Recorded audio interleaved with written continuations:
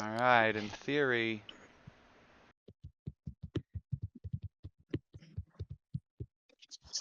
Says it's still picking up Discord, says it's picking up me. In theory, stream, we have made it. We are live. We're ready to play some Fantasy Grounds. Huzzah. Exiles in the Mist. Good lord, man. Any speech I had prepared to get us underway is just lost to all of the techno crap that just happened. For whatever reason, Discord and OBS didn't like each other, and then they decided to fix themselves. I did nothing. Everything I tried didn't work. I stood back, and then it worked. So we're here. Anyways, stream, I am oh so excited to have you guys here for our first episode of Exiles in the Mist, back from the great beyond. We've had a lot going on in my life, slowed everything down, but the stream has been picking up. Well, speed. I was going to say stream has been picking up steam, and I decided that was a terrible way to use my words. So, we do have everyone here but Sazid tonight, so I'll have him say hi in just a moment. But first, I want to get through, I don't know, a couple of spiels. One, we're back. That's the long and short. Exiles will be back every other week, every other Sunday, and I will be putting them on YouTube before the next episode airs. So the previous episode that I still have stored and this episode will all make it on within the next 2 weeks. And they'll be live, despite all the times that I say things will go live and they don't. These will, I promise. What else is big? Like, I lost track of everything. Star Trek streams are going good. So you guys should join us Monday, Wednesday, Friday for those. You guys should also join us for Blue Dragon for Akira Toriyama. Blue Dragon holds up, despite being a game from an Xbox 360. It holds up, and it's a great afternoon stream. I only do it for 2 or 3 hours, but it's fun. And I do know that there is a hidden... what's that?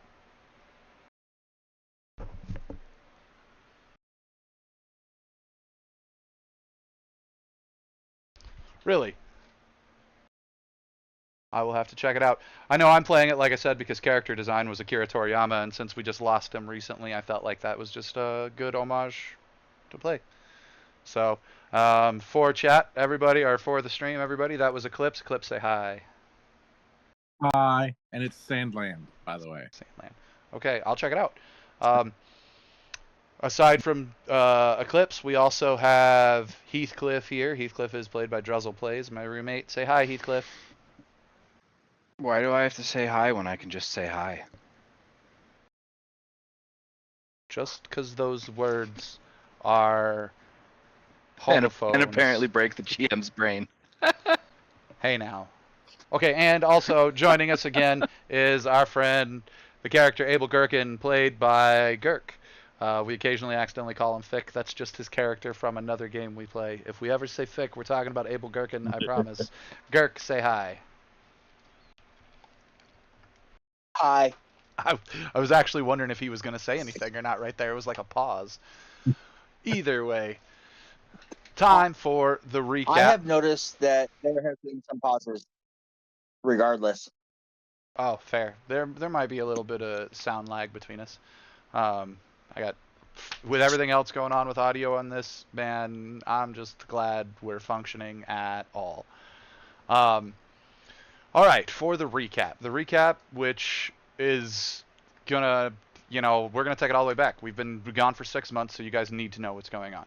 Our players, the 3 present tonight, were all living their own lives originally, but each one from an area where dangers abound. Eclipse is from Innistrad.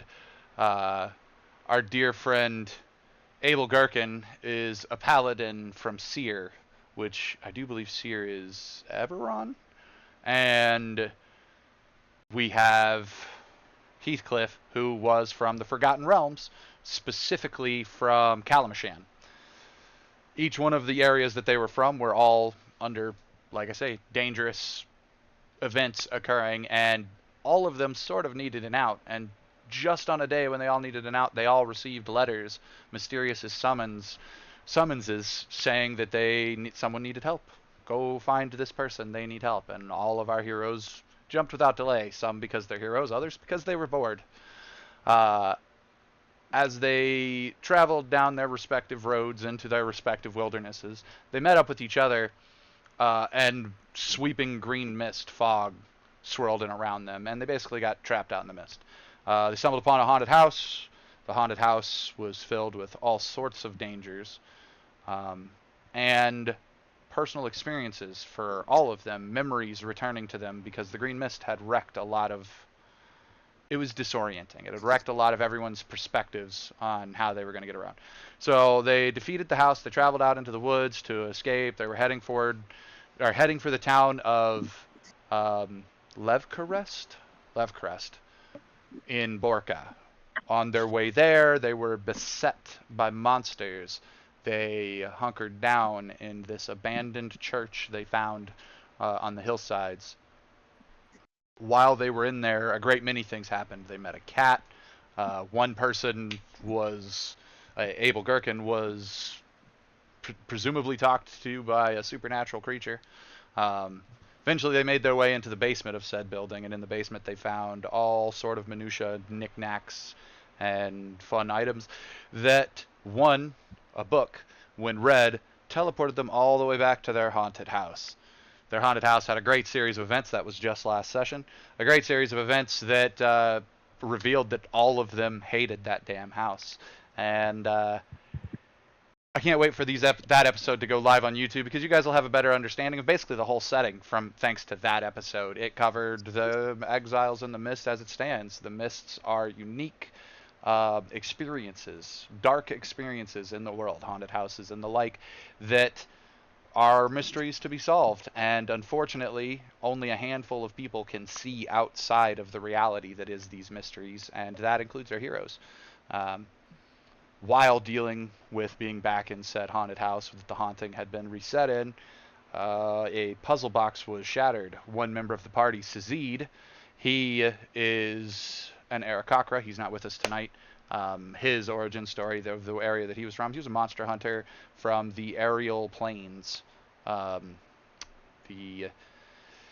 Basically the elemental plane of air, where it meets the plane of fire, and where they both meet the material plane. And that sort of area is where Sazid is from, where his nomadic tribe of Aarakocra just sort of fly around all day on heat waves. And he was a monster hunter. So it was a great addition to the party, until he decided to solve this puzzle box that had been shattered on the floor. And that is where we left last session, was as he began to solve this puzzle box, he rolled an Arcana check, succeeded on it, and the puzzle box released green mist that filled the room. It effervesced off of everything, including our heroes' bodies, and it ripped them up into a whirlwind, a torrent. And when you guys all come free of your torrent is where we will pick up today's session. So that's the recap from the previous sessions. Does anybody have any questions?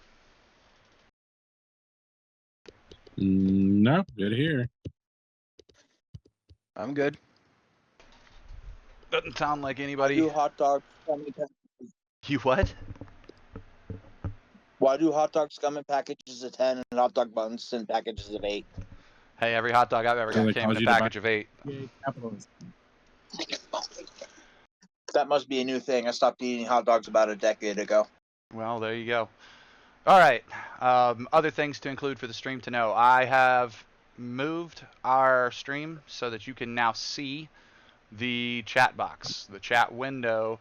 I wanted open to the audience. Now, the cool thing about this means you guys will be able to see the Dungeon Master's roles, players, honor system. I'm hoping none of you guys will be watching the stream and see any spoils, because here is a truth. I, as a DM, believe in the most important two things in games are having fun and maintaining immersion, which means if my players are struggling and enemies are just beating them down, constant nat 20s and whatnot, I do fudge rolls. To be fair, though, if my enemies are nat 1ing constantly and the players are defeating them and it's all too easy, I will fudge them in the monster's favor as well.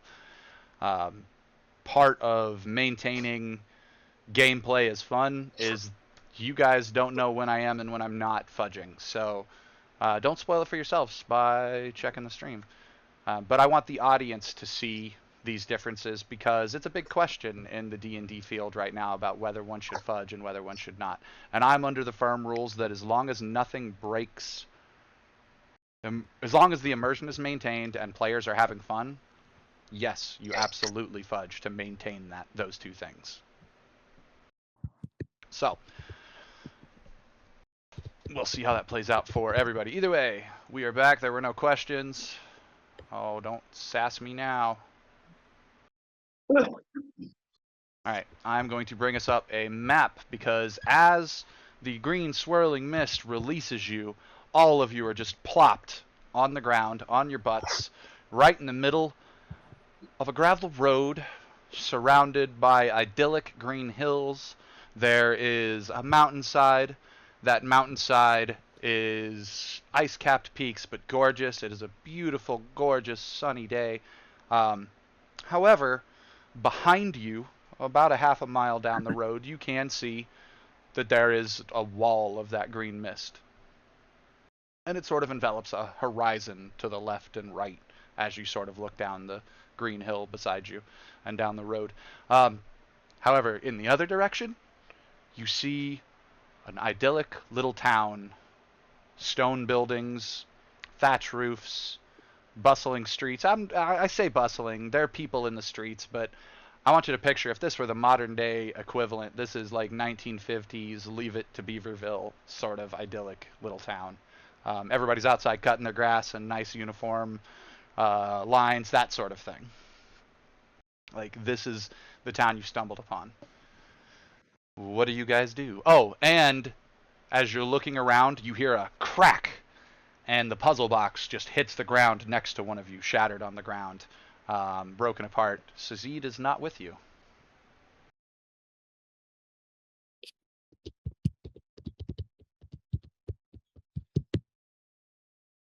Do I still have cat in my hands? The cat is with you. Yay.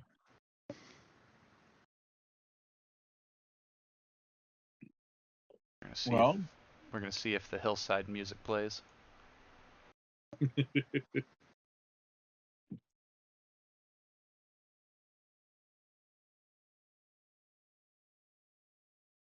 Should be coming up in Discord, theoretically. Come on, Kinkubot.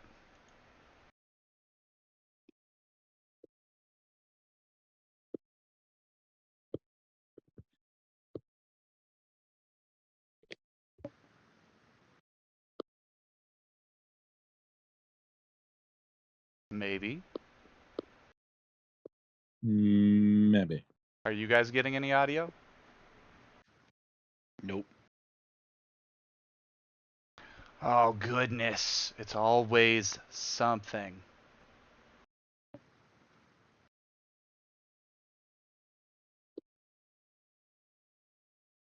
I'll play without audio if I have to, Sirenscape. You have been nothing but a struggle.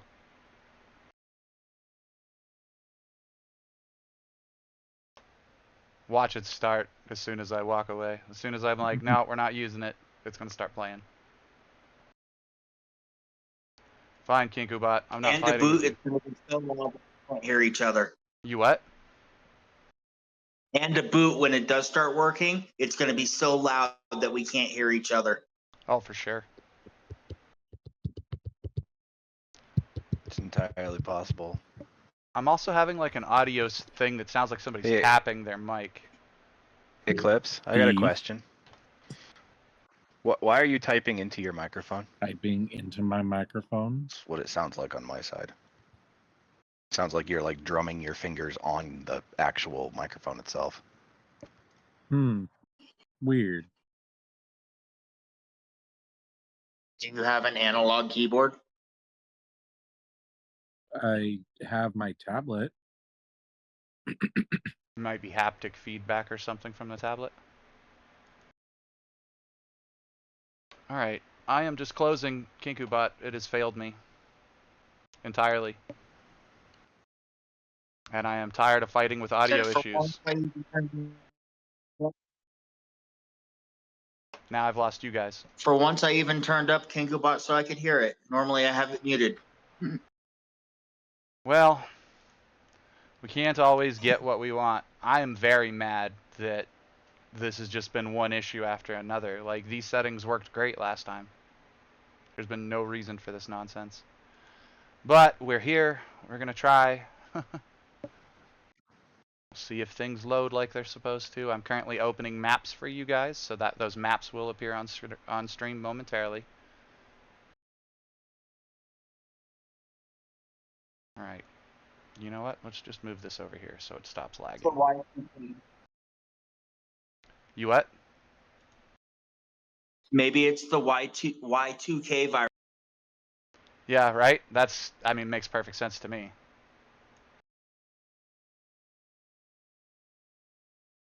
Are you going to work map to one screen? No! It opened on the full screen.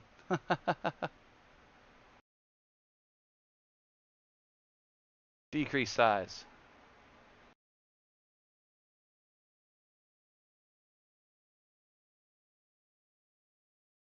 Come on.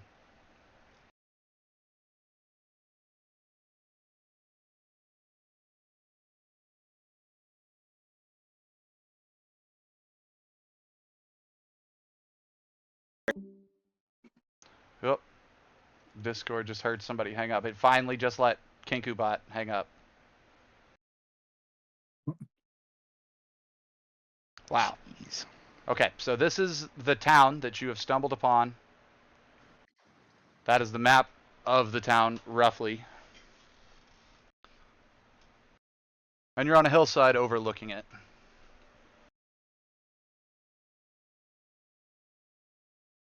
I've random rolled initiative, so we'll start with Heathcliff. Sazid's not there. You guys have teleported to an idyllic side. How are you reacting? I'm gonna say. Let's see here. I'm gonna look at where the puzzle box is on the ground, and look at the town and be like, "This again, twice, guys. We need to stop." Oh, he's not even here for me to berate.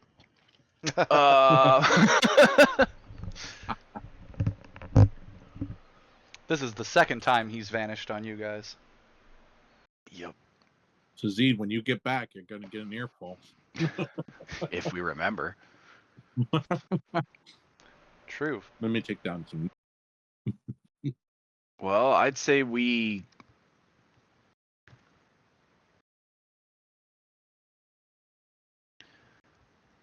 headed to town and to see where we are, and You're just of the maybe mindset, when like, we let's are. wander down the road. Kind of, yeah. Okay. Abel, what are you thinking? These teleporting devices have been just no good. No good at all. You are pretty beat up. You're half wounded from the fight you guys had last time with Tranzor. That came out really muffled on my side. Burn it with fire, then bury it. The town? No, the puzzle box. Oh. So you just say that to Heathcliff? Burn it with fire and bury it? Yep. Well, amongst your guys' objects that you guys took from the basement, there's the book and the puzzle, both of which turned out to be teleporters. Eclipse currently has a cat that is chewing on a ticket. That ticket, all we know about the ticket is that it appears to be some sort of train ticket. And Sazid, if he were here, has a helmet and a sword hilt that he took from the basement.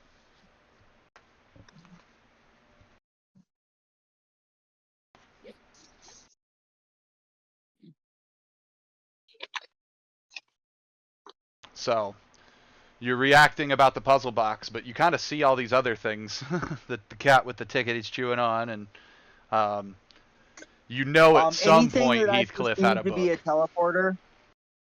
Anything I perceive to be a teleporting device of some sort is included in that statement.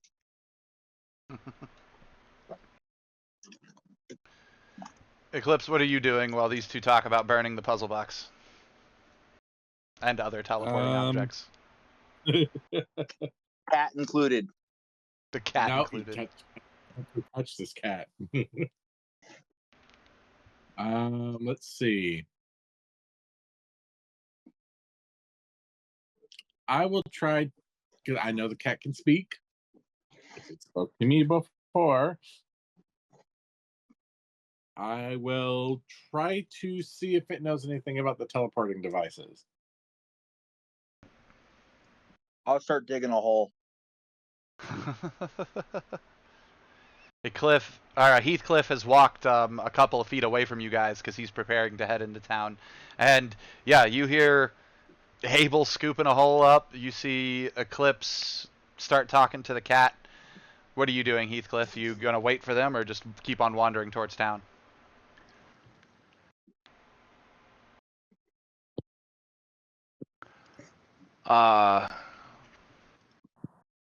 Jeez.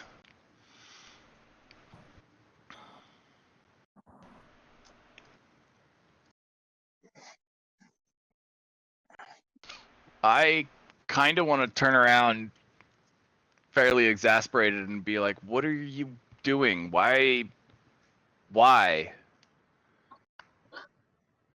Alright, so you turn around and you're like, really, it's no help to dig the hole. The cat looks at you, Eclipse, and just meow, and continues to chew on the ticket that it has. No, apparently it's not afraid of the ticket, so... The last thing in last session that happened between you and the cat before the puzzle box was the cat was asking you to read the ticket. There was a word on the ticket it couldn't identify. But you also know the puzzle in the book, reading the book and closing the puzzle are what caused things to teleport. So it's up to you if you're going to read the ticket for him.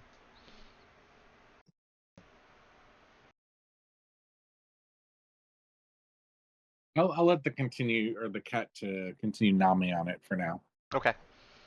Yeah. So Abel, you're digging your hole. Heathcliff's looking at you like, really? It's not going to help anything.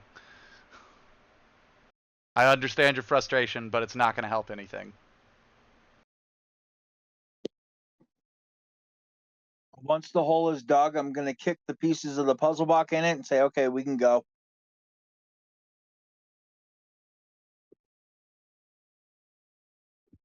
Do you stop him from burying the puzzle?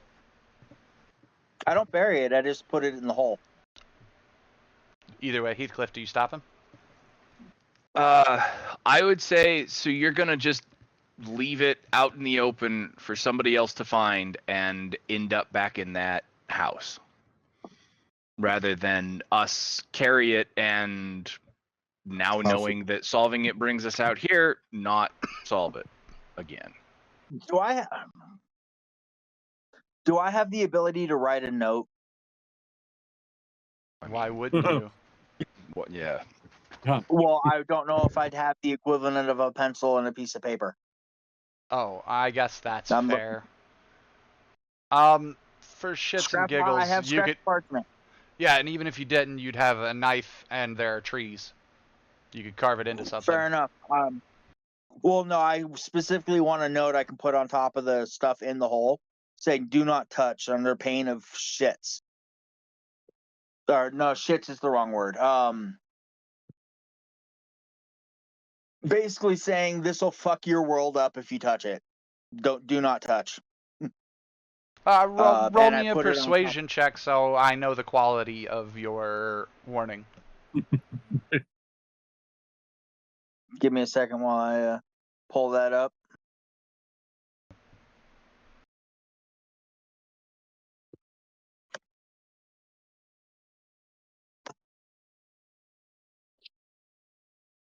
$12. So basically, it just says "Do not touch." Yep. Dangerous. Do not touch. And then he looks back at you, Heathcliff, like, are you satisfied?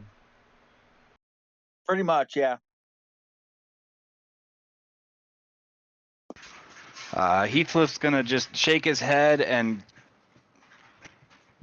wait for them to move off. towards the town? Or away, it doesn't really matter. Okay, so he's just sitting there shaking his head. Abel and Eclipse, are you guys going to move towards the town? Yes. Okay. What would you like to do, Heathcliff, as they're walking away?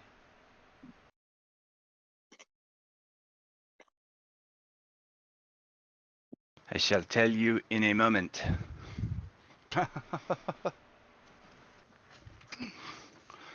Sorry, I was away from desk.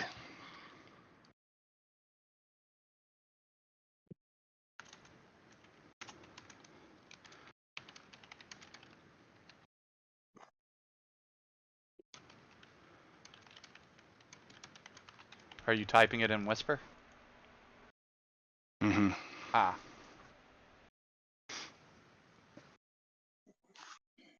I mean, if you're going to say that in Whisper, you're leaving me with, you're trying to do that stealthily. So I'm assuming you want to do a sleight of hand?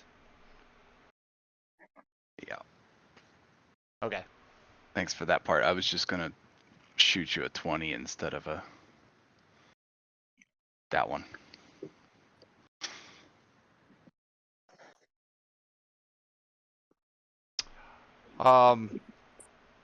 Eclipse, your passive perception is more than high enough.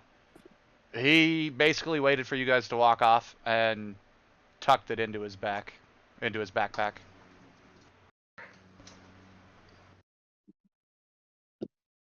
Okay then. I mean, it was out of game. It was kind of obvious what was going on, but like, Yeah. Abel, you missed it. As far as you know, the box was left out on the middle of or just off to the side of the road. I think that might be your lowest sleight of hand so far, Heathcliff. I don't even know what it was. Oh, did you drop it sleight to of hand? me alone? Yep. Oh, you put it into the tower.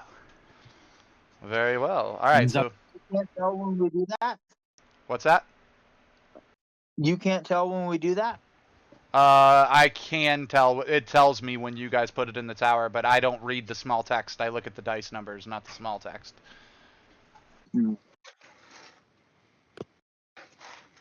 So, because the small text basically includes like the skill rolled and the proficiency. Usually, it tells you actual numbers in there, and it appears in brackets. So, like, it's a straight up, it's the formula of how the thing was derived. But Right. there's no reason for me to look at the formula of how the thing was derived if I've got the bubble pop up that includes the actual number. You know what I mean? Yes, I understand. So at a glance, without looking, no. Anyways, yeah, you guys, Heathcliff catches up with you as you guys are headed towards the town. Wandering into the town, right down the main road, you do see a building labeled that it's an inn.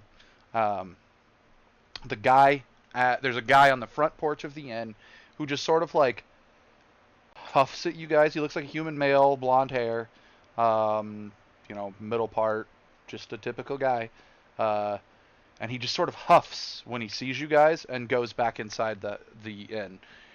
As he does, from across the street comes a homeless man. This homeless man is hunched over in such a way and wearing robes that like hide his body that he couldn't be more than 4.5 foot tall, 5 foot tall.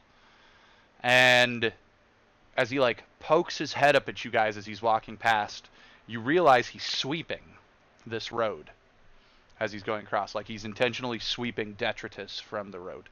And you assume the town probably what little payment he gets is probably for this task. Like he's doing it like it's actually his job. But he's not sweeping with a broom. He's sweeping with the bottom of his robe, which appears to be feathered. And as the homeless man rotates his mask up, you see that perhaps it's not a feathered robe after all, so much as another bird creature. It's not an Aarakocra like Sazid. You guys have never seen a bird man quite like this. So in many ways, the man would probably look deformed to you guys, but they're very animalistic avian features on the face.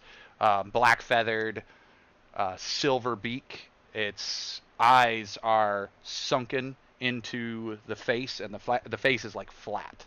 But the eyes are huge, the size of, say, A Disney princess? 50-cent piece per eyeball. And they're just these glossy orbs looking up at you, and it says, "Right, pardon me, sirs, just cleaning the streets." And he just keeps sweeping as he goes past,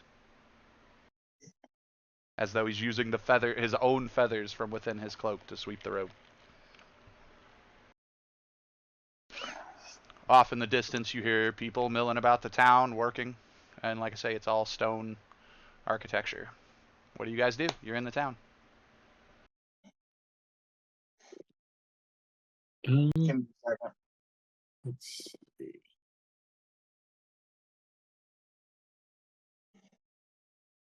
You guys wrong want to character. roll a talking stick? Would that help you guys? Well, I was just remembering how Fantasy Grounds worked for a second. Uh, I'm still trying to get into this particular character. I almost did something, but that's not this character's personality. Ah. I know how that is. I would not be was- opposed to finding a +2 rest and regroup. Yeah, that actually sounds good. Find an inn for a long rest. I would want to see if there's a map that shows us where-ish we are. I'm actually kind of worried about as Yeah, last time you guys saw her was at the church. She was asleep when everything went Yeah. down.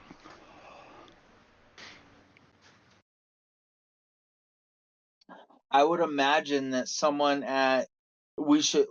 my thought process is we should go to the inn, get a room, head to the tavern to get food and stuff. And I would imagine at the tavern there would be people, or if nothing else, the bartender, who would be able to give us a better idea of where in the country we are.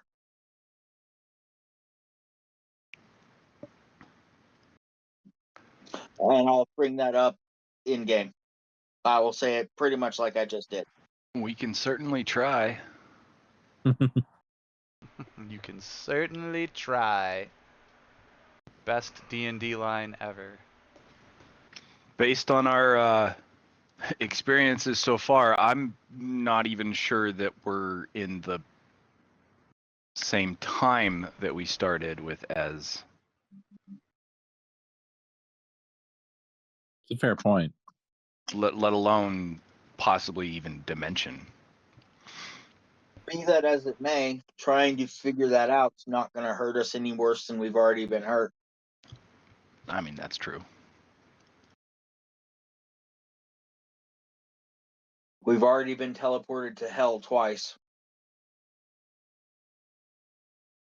The house. Yeah.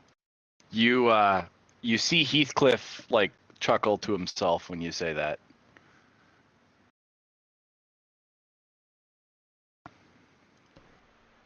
Well, Eclipse, these two want to go to the inn and ask the person, or ask around for, information about where they're at.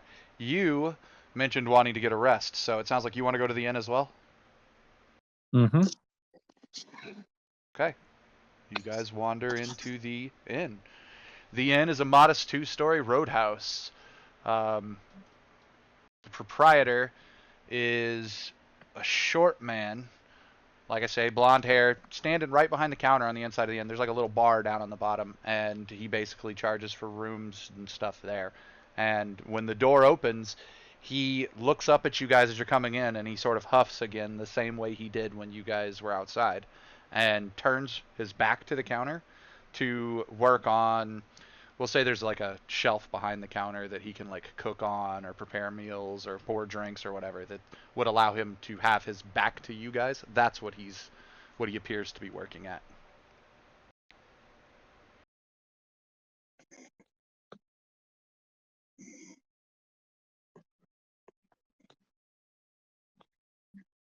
Well, I will go ahead and ask him if he has any rooms for the night. From the floor that you're on, you can look up and see that all 6 of the rooms in the upstairs area, the doors are wide open, which would imply in an inn that there's no guests currently staying in them. And he just goes, huh, inn's closed. And that's all he says.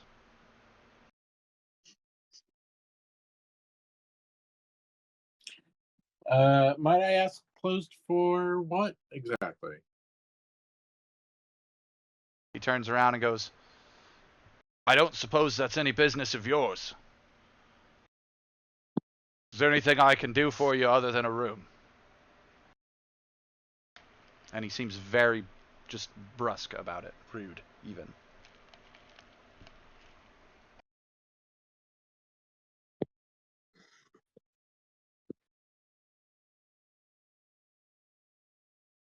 Well, is there any place that you might be able to recommend taking a rest for at least a short time? He says, yeah, you can head about a day's walk down the road to Coneybury. They probably have room there. Or back the way you came to Leyland. That's my advice. Understood. Thank you so much. So this guy straight up, basically said, yeah, go stay somewhere else. So that was Eclipse. Abel, Heathcliff, do you guys say anything to this guy? Hang on, I'm trying to see if it's on the Borka?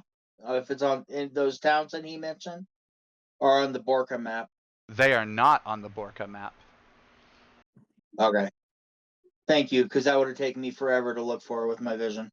Heathcliff, you were actively trying to figure out if you were, where you were.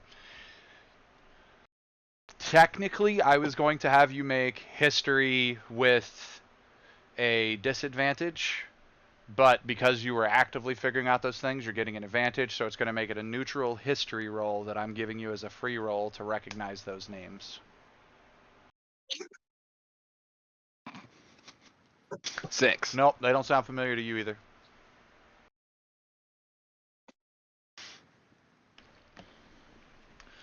So Abel pulls out the map and starts looking around on the map and realizes he doesn't recognize any of them. You're thinking of it, you don't recognize any of them. Do you guys say anything to each other about this? Well, lost. I would tell Abel that I don't think they're on the map, and they're nowhere that I've been before. I don't recognize any of those names at all. Guy who's now once again got his back to you, he just sort of chuckles and what do you mean you guys don't know? You don't know the names of the places around here? Where are you from? You know what? Never mind. I don't want to know. And he goes back to cleaning a glass behind the counter.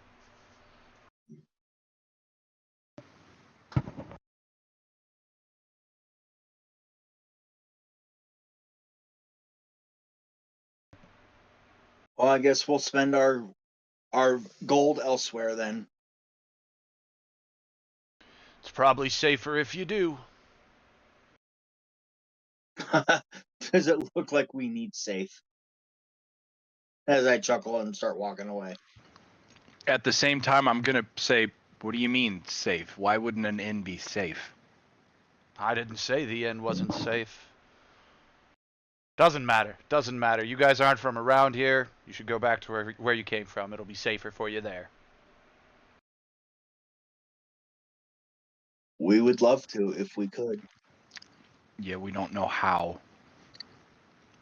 What do you mean? You just travel up the road. Where are you from? Never mind. You know what? I don't want to know.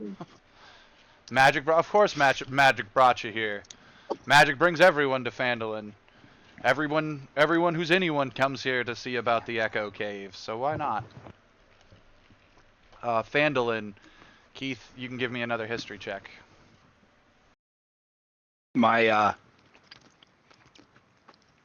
response to his everyone comes to see the Echo Cave is the Echo Cave. You know As that an echo. you know that Phandalin is on the Sword Coast. It's in the Forgotten Realms, which is where you're from, is the Forgotten Realms. But that's all you know.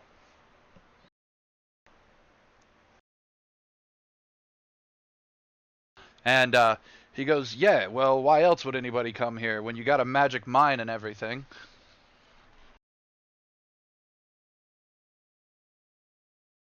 I assume that's what you guys are here for.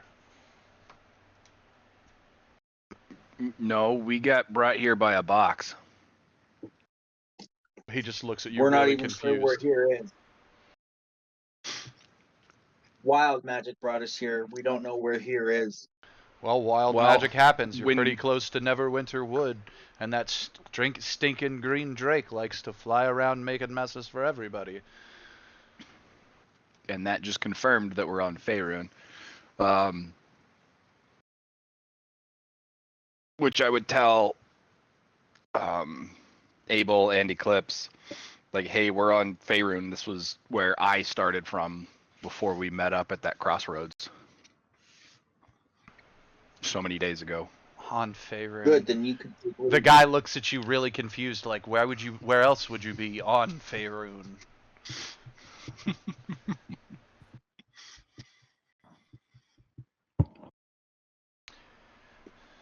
He goes, alright, look, you know what? You guys want to spend money? You guys want to stick around? It's your funeral. My rooms are normally 5 silver pieces a night. He goes, so, I'll tell you what, you guys can have them for a gold a night. He's fully trying to be rude enough to not get your business. For some reason, this guy does not want you guys to be here. And thinks it's not safe for you guys to be here. But he won't elaborate on why. I'm beginning to wonder if he thinks it's not safe for us to be here, or if it's not safe for him for us to be here. It's also a good question.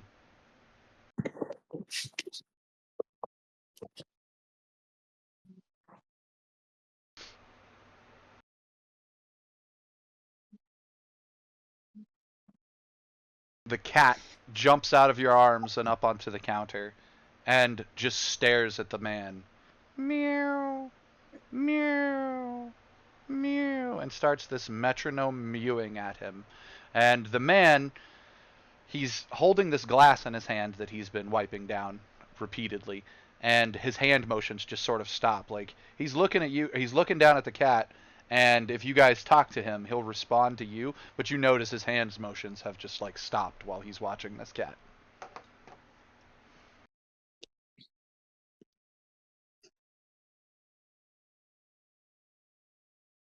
It's like, and I'll go up to him. It's like,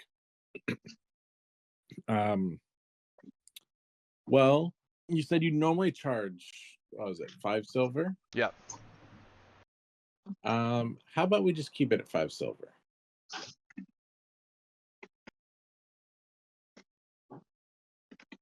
You gonna give him a reason to keep it at 5 silver? I will, just give the reason of you doesn't look like you have any business, and I don't see why we should be treated as worse than any other guest.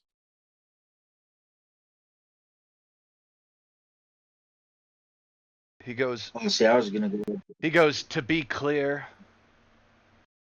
me charging an upcharge and letting you stay here at all would be treating you better than any other guest. Phandalin hasn't kept any visitors, and his voice has slowed down to this weird sort of monotone sort of trail, and he goes, Phandalin hasn't kept any visitors since the accident. And he hasn't taken his eyes off the cat at all.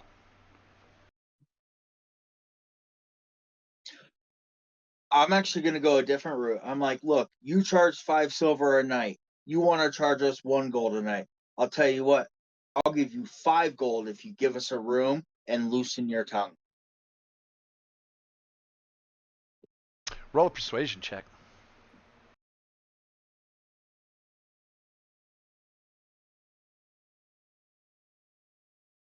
I'm getting there. Give me a second.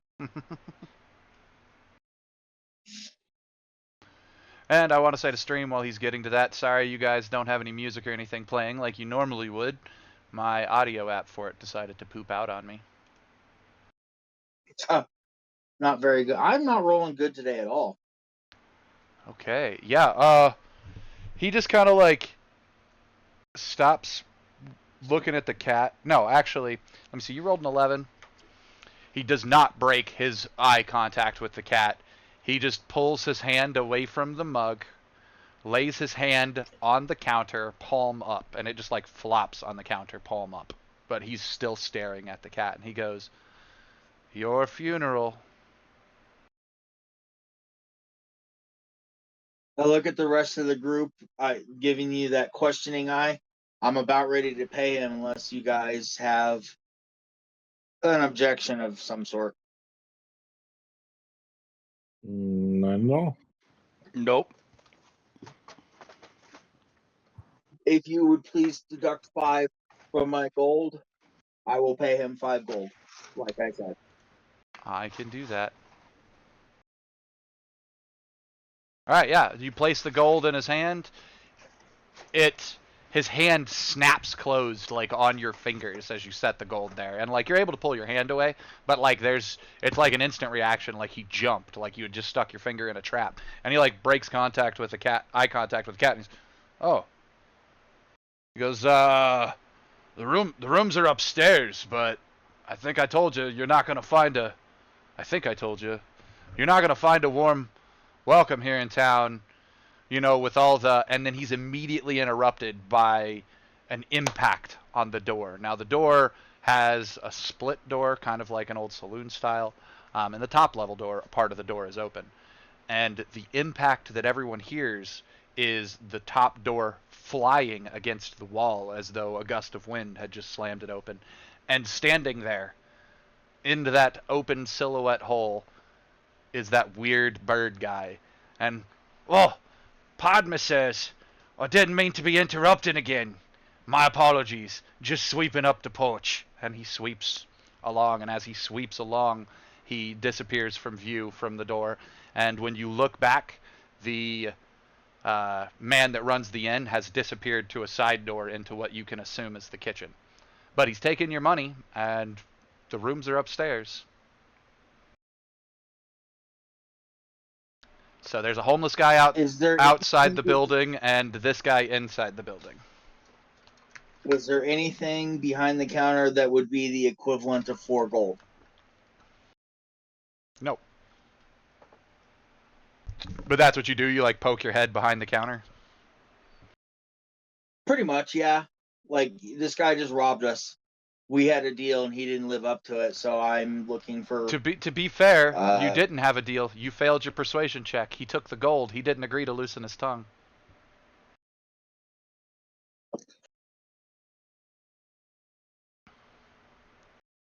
But he did take the gold, and the rooms are upstairs. See, I kind of...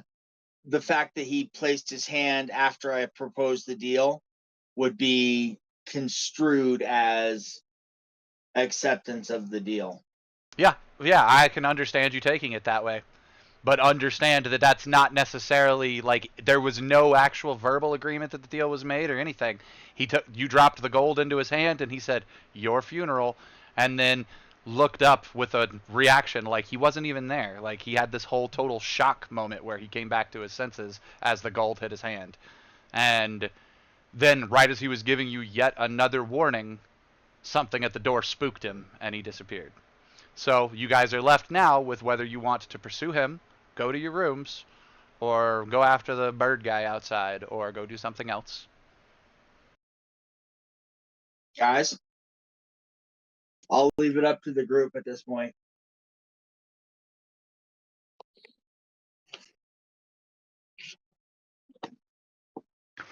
Well, he told us where we were. We potentially have a place to sleep for the night. I don't much like the fact that he ran away and we can't necessarily get food now. I mean, he just went through the door to the kitchen. You guys can, I did say you can go after him if you need to. You can go knock on that door and try to get him.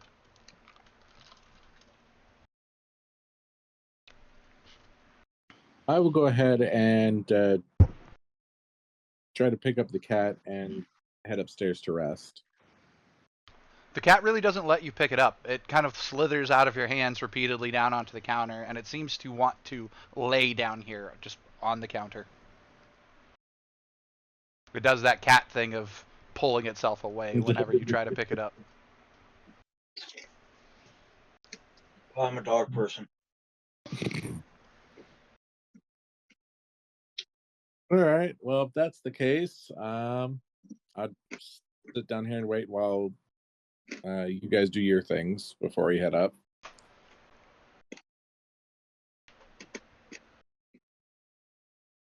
Heathcliff, do you knock on the door to the kitchen, or do you head up? I would head up for now. Okay, Abel? As I'm a knight or a paladin or whatever, I'm not inclined to impose violence on this man for being what I perceive to be dishonest. I would head up to the room.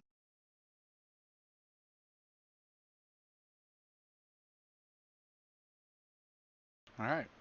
So yeah, they head up after just a few minutes lingering. Eclipse. Okay.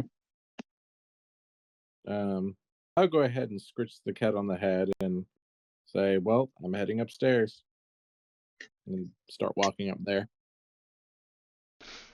It just goes, meow, and lets you walk up the stairs. It's curled up on the counter and plans to stay there. Okay. All right. You guys all make it up to your rooms. I need every single one of you to drop me a percentile check.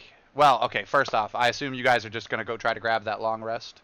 There are tubs in the rooms and fireplaces in each room, so you can heat water and take warm baths and, actually settle in for the evening if you choose. It's about 4 in the afternoon right now, but you guys the crap has been beat out of some of you, so.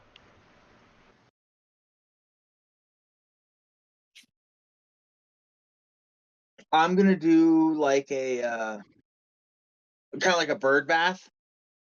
So I'm not completely prone, but I am gonna wash up. And then do my best to rest. Okay. That's Abel. Heathcliff, what about you?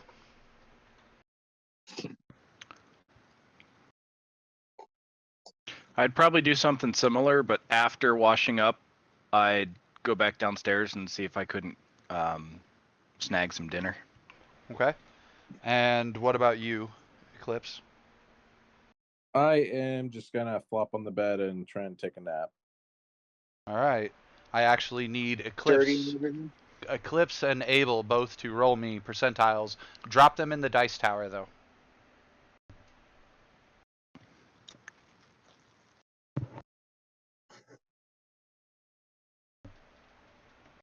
I can't see the results. Who got higher, me or Eclipse? I'm just curious. Eclipse got higher. Yay! Eclipse got exactly double what you got, Kirk. That's funny. I rolled a 1. You rolled a 2. All right. You sleep. We're going to apply a long rest first. Where's my menu thing? Heathcliff, we'll get to your grabbing food in a moment. Because technically you don't get a long rest and have to do stuff until after this, but we'll go ahead and apply it because math's math. Now, that said, Eclipse, your sleep was perfectly restful, blissful, even. The best sleep you have ever had in your life. However, you are 100% certain and you're not sure if it was in the real world or if it was in a dream, but you are 100% certain at some point you woke up or you dreamt it, but someone was standing at the foot of your bed and watching you sleep. And when you wake up, you like startle awake because like you wake up knowing that you had been watched, but there's nobody standing there. So just remember that for the end of your long rest. Like you slept the best sleep you've ever had, but something in the pit of your stomach is telling you that you were being watched. And whatever that thing is in the pit of your stomach, there's a vibration from the crystal in your pocket saying, I agree with that pit. There was something else watching us. Well, all right then. Abel, your sleep. Just a short time into your sleep, you woke up and there was someone standing at the foot of your bed. How do you react? And I mean, it's literally like the foot of your bed, standing there is a silhouette. You do not have dark vision, correct? Actually, I'm not sure. Let me check. Before I explain it, because I assume other than maybe some candle light or some low fireplace light, the room is probably not very well lit while you're sleeping. That would be on the main page, correct? Yes, that would be under special senses.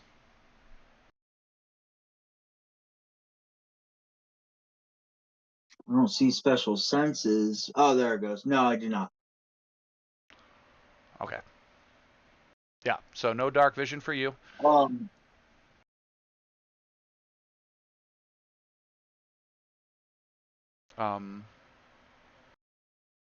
You said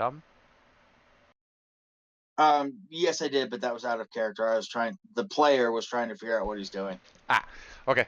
Yeah, so it's a silhouette. From your perspective, this thing is damn near 7 feet tall and probably 3.5 feet wide, 4 foot wide, but is definitely the silhouette of a person. Like you see a head at the top of said figure moving like a head would.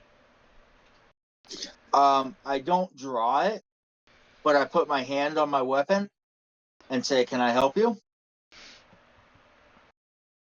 The thing you realize very quickly you're looking at is the back of whatever it is, and its head turns on a 360-degree pivot so that it is facing you with these...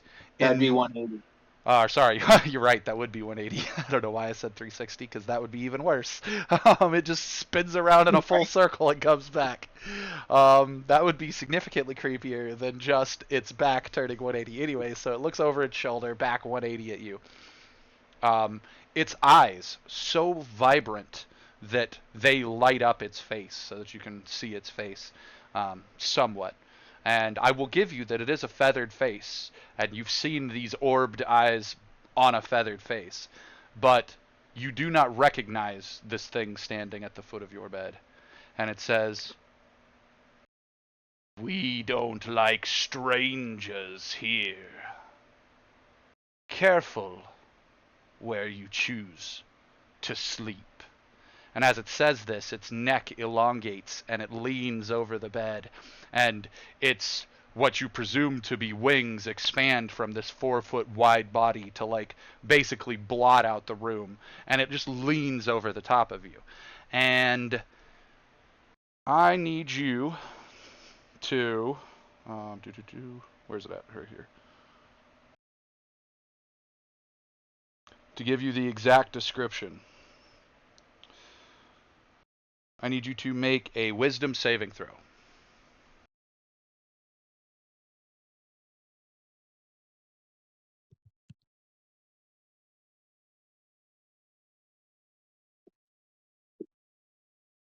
God damn it. And this was at a DC of... crap. I don't have his character sheet open, so I can't tell you what it's at a DC of. Oh wait, I do have it open on my phone. That's helpful.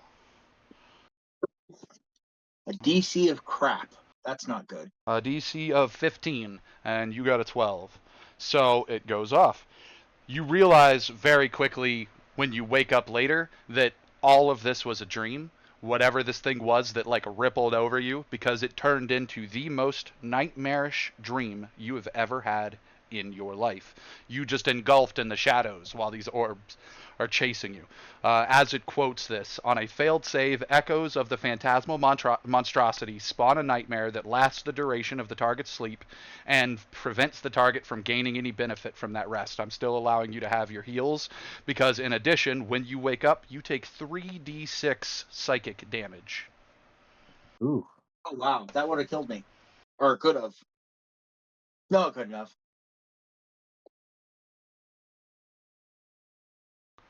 For 10 psychic damage, I will be adding to your wounds. Thank you. Moreover, yeah, you wake up with that like warning about how you shouldn't be here, and yeah, 3d6 damage, worst nightmare of your life. I need you to roll me an exhaustion check, which is a Constitution saving throw, DC 10. If my previous rolls mean anything, I'm going to fail this. You Fortunately, succeed. they don't. You succeed. Significantly. If you have to make another one of these Constitution saving or an exhaustion check, another exhaustion check before you get a successful long rest, it'll be DC 11, then DC 12, 13, 14, scaling for each time that you have to take one, okay? So it gets more and more exhausting. But yeah, so basically you didn't get any sleep. Your wounds feel a little better, but you didn't get any successful rest. So that's your night. We've already had Eclipse's perfect night, but waking up thinking something was off. Heathcliff, you go downstairs and you find that the door to the kitchen is open. The cat is nowhere to be seen, and there is just a little bit of light coming from the kitchen when you head downstairs for dinner. I'd go essentially knock on the kitchen door or door jam and see if the innkeeper's around and willing to cook dinner. Yeah, as you sort of knock, the door pushes. It's a very light hinged door, and you notice that he is sitting in the kitchen in front of a pot. Fire has gone mostly down, but the pot is obviously still warm. It's on the fire. Some type of stew, and there appears to be like actual like mutton chops like sitting off to the side. Everything's all cooked. It's all just sitting there. He is sitting in a chair in front of this fire, and the cat, Knit Sid, is on his lap, and he is just gently stroking the cat from head to tail. But like, if you stand there long enough, what's your passive insight?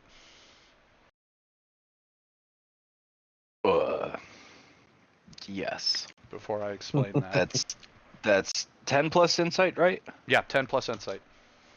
So 13. Okay, yeah, you're not an invalid. Insight. I would say this is a 12.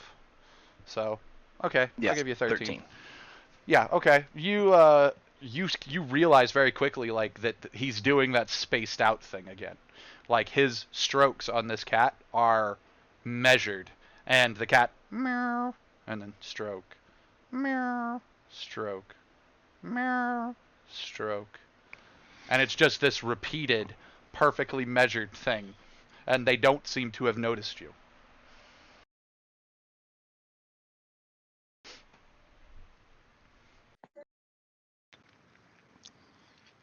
I would like to politely ask Knit if we could have our innkeeper back and get some food, because I don't really want to just take it off of the stove. The cat turns to you like lazily, and it's curled up on his lap, but it turns to you lazily in such a way that it flops like head over backwards onto its back, looking up like a cat does sometimes, over at you like a cat does. Like you don't see any bonus level of intelligence coming from Knit, and he just goes meow, and he just jumps out of the chair and kind of saunters off into the hallway.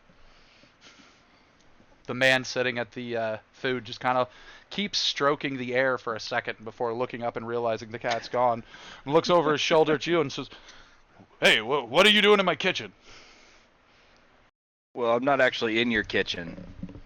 I am just outside your kitchen trying to see if there's anything for dinner. Huh? Yeah, soup's on. Feed yourself. Sorry. Okay. And he just kind of like waves at you. He doesn't get up from his chair. He just kind of waves at you to come in and grab your own food. And this is a small inn. I mean, it is only a 6-room inn. He's very much normally, you would imagine on a normal day, normal time, things are normal. He's probably a very friendly innkeeper. This is a very sort of, think of it more like a bed and breakfast than your standard inn is. Like, this is a homey kind of place. But for whatever reason, this dude's been rudely trying to keep you guys distant.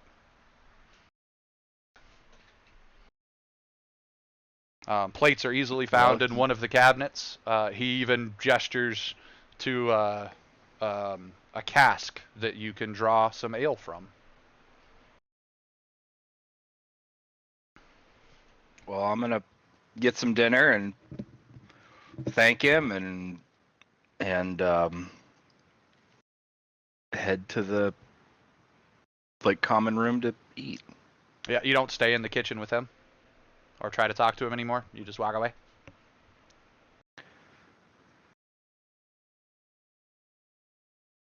Yeah. Okay.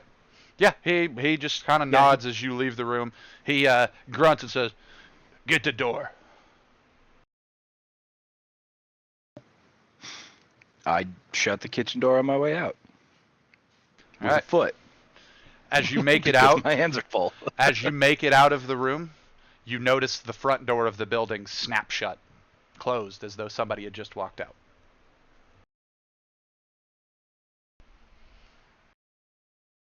Sorry. There was a little speech bubble and I clicked it. Oh. I wouldn't be overly concerned yet. Well, you know the only people at the inn are you and your party. Yeah, and I would have assumed that if one of them was going out and they saw one of the other party that they'd let us know. Yeah, I mean, fair enough. Plus, I don't actually know that we're the only ones here. You do. The rooms were all visible from downstairs and open. So the only doors that are now closed are your 2 roommates, or your 2 party mates. So Okay. it's more than a fair assumption that by this time of evening, the town has gone quiet. Lamplighters have set up the task of lighting lamps. This is actually, as much as this is a small town in the middle of nowhere, it seems to be a prosperous town.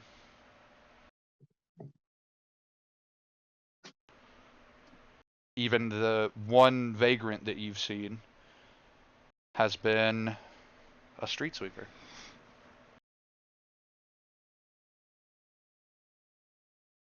Well, I would finish my dinner and go upstairs and try to get your long rest. Roll me a percentile. I'm trying to decide how off-put Heathcliff would be with what's been going on and potentially, lock his doors and make sure the room's secure. Oh, fair. That's. Will you tell me?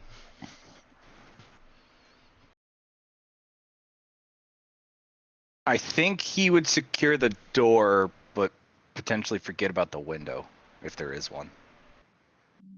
Like, not think that somebody could get in the window because they're on the 2nd floor, even though he knows that there are people who could very easily scale that. It just doesn't. I mean, you're a Damphir at this level. You can actually walk up the wall, can't you? Yeah.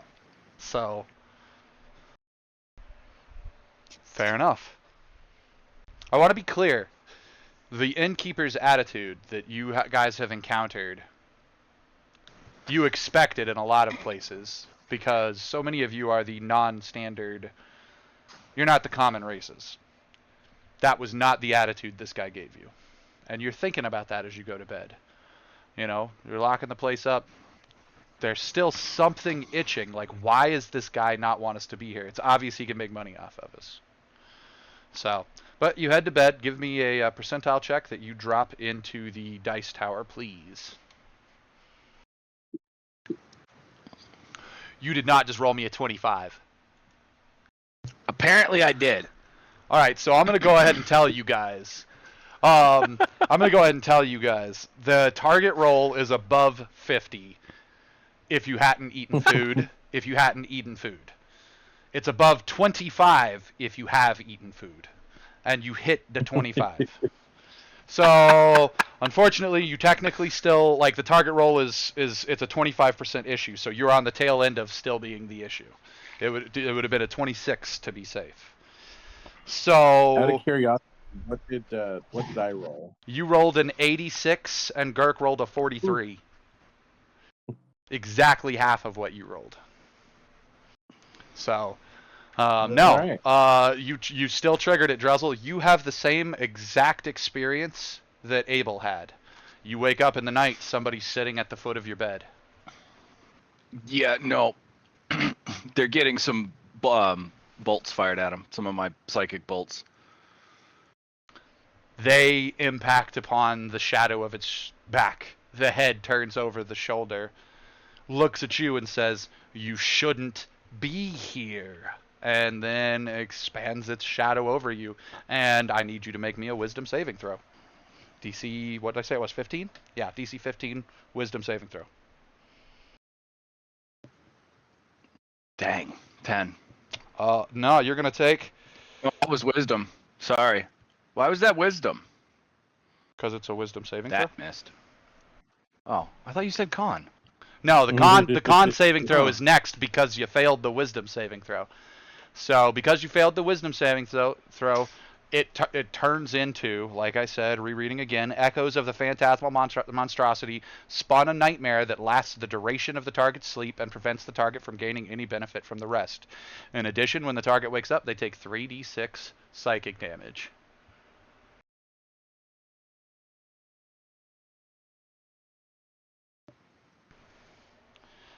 You're a psychic person, so you taking psychic damage is going to make you wonder a lot more about what's going on in this town and what could have just caused that, I'm sure.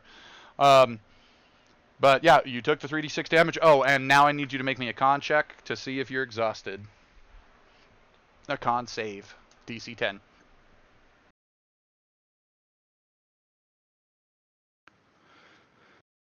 Half proficiency, dang. Alright.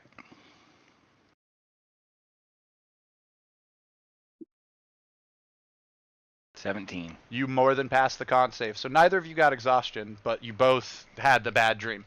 Now, this is as perfect a spot as any for me to set up a bio break. You guys have had your first night in town. You guys have slept, and you guys have woke up traumatized. Every single one of you snapped awake at exactly the same time. I'm talking, as you woke up, you hear the rooster crow. So we are going to pick up when we come back from our bio break right there. So everybody on the stream, you guys stick around. I'm hoping we don't lose any of our audio in the time period, but we will be back in roughly 5 minutes, 5 to 10 minutes. So yeah, looking at my chat, Sam Wraith, welcome. Yeah, I'm DMing this one. We're having some audio issues tonight. We'll be putting some music up for you guys as future episodes happen and a lot more stuff goes on. Right now, it's just kind of been a pain in the persqueeter for audio tonight. OBS has not liked us at all. So, Nope.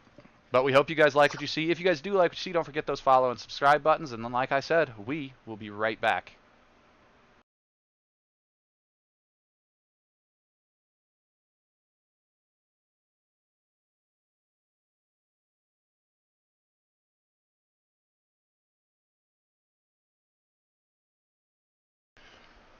Welcome back, stream, to Exiles in the Mist. We are moving forward. Our players were dimension hopped to Phandalin. Upon arriving in Phandalin, they were not greeted in a friendly manner, but managed to secure rooms at the inn, which led to interesting sleep for everyone. Everyone sort of startles awake at the exact same time. Two people having dreamt that someone was watching them, 100% sure they were dreams, but they turned into just brutal nightmares, enough that it wrecked their sleep. The third slept beautifully but is 100% certain that someone was watching him. The other two, you guys have no reason to believe you were being watched. Like, you wake up, you know it was a dream. You remember the dream perfectly, but you know it was a dream. So you guys startle awake. What do you do? I don't like this inn.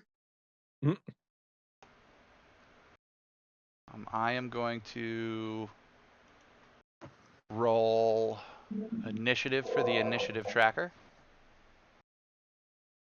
And that'll give us our talking stick. Alright, Heathcliff, you are once again at the top. Heathcliff, you startle awake from a terrible bad dream.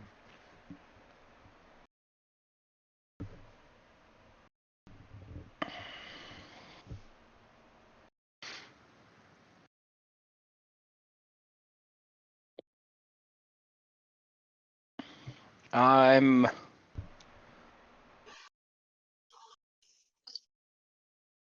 gonna basically say, well, that night sucked, and and gather my things up and head downstairs for breakfast. Okay. Eclipse, you wake up. Honestly, I'll probably just do the same thing. Alright, Abel? Same. Okay, so because you guys woke up at the same... Go ahead. But like I said, when I wake up, I will audibly say, I do not like this inn. It's fine. You're in a room alone. Only you heard you say it. The spectral dude who hit me for all that psychic damage. That was a dream. You were 100% sure it was a dream. He still heard it. In my head, he heard it. Alright, you guys, because you woke up at the same time, you come out of your bedroom doors at the same time. Just click, click. Hurry, hurry, hurry. All three of you standing there. And there's a cat sitting in front of Eclipse's door. Meow. So you guys all just sort of run into each other in the hallway at the exact same time, with Heathcliff planning to go downstairs. So Heathcliff, do you just walk past them and continue on, or say something to them? I would say good morning to everyone, and then looking at Knit, I would say thanks. And then head downstairs. Meow. Eclipse. You see him thank the cat and head downstairs. I'll go ahead and try and reach down and pick up Knit. You successfully pick up Knit. I give it a little scritch on the head and start walking downstairs. Okay. Abel, you bump into the two of them. You see Heathcliff thank the cat. Eclipse pick up the cat. I will reiterate to them, I do not like this inn. Let's go get something to eat. All right, you guys make it down there. Your friendly innkeeper is standing behind the bar. He has plates out of food. It's almost like a buffet of breakfast food. There's sausages and potatoes and eggs and I mean, it's quite the spread, actually. And he gives everyone a giant smile and a friendly greeting. Well, it's about time you all woke up. Good morning, good morning. Come on in, grab some breakfast. Drinks for anyone? And he's pouring water into glasses as he asks this. Complete demeanor change. I'm going to take advantage of it. So why does this town dislike strangers? Dislike strangers? Hardly. We love everyone that comes here. How else would we turn a profit? You can't have a market town without customers. Please, grab something to eat.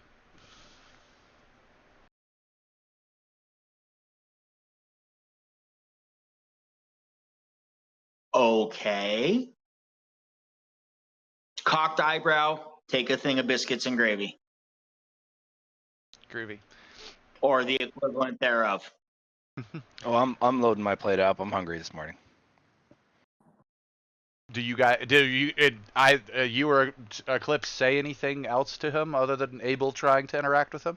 Or do you guys grab your food and all sit down at the table? He'd get a weird, like, why are you different today look, like questioning look, but it'd be food and sit down at the table and get some breakfast first. All right, so that's what you're doing. Eclipse, you get into the room. This all sort of interaction happens. The cat jumps down out of your arms, runs behind the counter, and like bulldozes into the guy's leg with a sort of cuddle into his leg. Oh, good morning, Nitsid. Man, I had the best night's sleep ever, and you're such a cute little kitty. Let me grab you something. And he grabs just a pile of sausages and like it's a massive pile of meat. Like you're pretty sure there's a steak on there, like, and it's just meat, bacon, just a pile of meat, and sets this plate down behind his counter. And the cat stays around behind the counter, eating apparently. So what do you do, Eclipse? Yeah. I will follow suit and sit down. Grab some sausage and eggs. All right. So the three of you guys are at the table. You guys could talk quietly amongst yourselves, have that roleplay moment, discuss what your next step of the plan is. You can discuss Crazy Bard or Innkeeper, or you guys can reach out to Crazy Innkeeper. What do you guys do?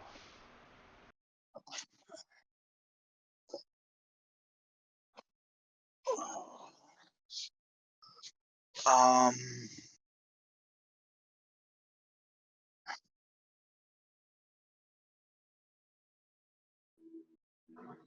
I'm gonna engage the innkeeper in conversation, Okay. and you start to get him to talk about the town, the history, the legends, the folklore. Well, he explains the that Phandalin is a town known for magic items. It's a mining town, and there's a particular mineral that's found in what they call the Wave Echo Cave. He mentioned it yesterday. The Wave Echo Cave is, if you've got mining rights, get down there because we use its minerals to make magic items. Some of the best magic items in the world come from here. We are world renowned. As he's sort of telling this, um, Heathcliff, you can overhear all this, obviously. You've never heard of Phandalin as a magic item town, anything like that. You have no idea what he's talking about. Phandalin is a barely heard of town, as far as you know.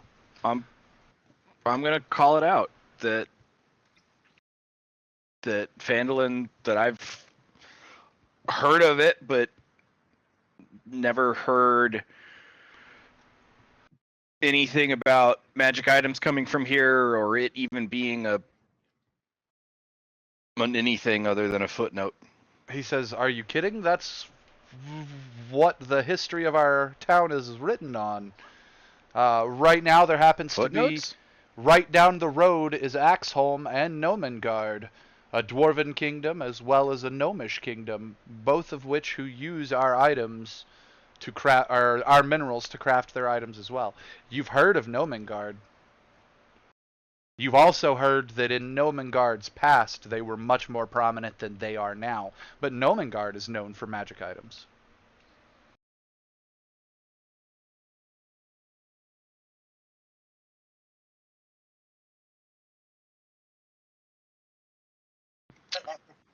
Uh, The talk of magic items catches my ears, and I just go ahead and ask. It's like, oh, well, if that's the case, does anywhere in town here sell some magic items? Oh, sure, the provisions store as well as the miners' exchange. Um, there's also the forge, but the forge isn't open for members of the public. All right.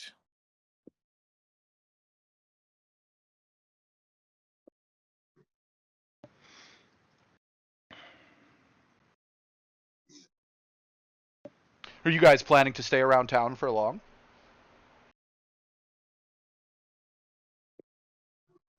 Not too long, I imagine. Well, Probably where are do you some. headed next? That is the question, honestly. No, we haven't quite figured that out. Well, I've always envied the life of a traveler.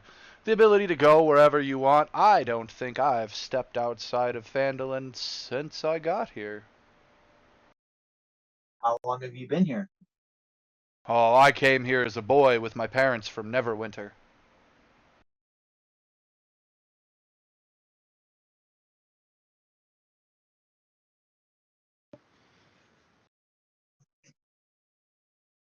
It's not a bad town. We do enjoy our share of peace. There are goblins up in the hills, and for the most part they don't bother us unless the orcs push into their territory as well. But again, that's far enough outside of town that it doesn't really stretch here. Those are the dangers faced in Coneybury or even in Leyland, which were the two towns he told you were on either side down the road.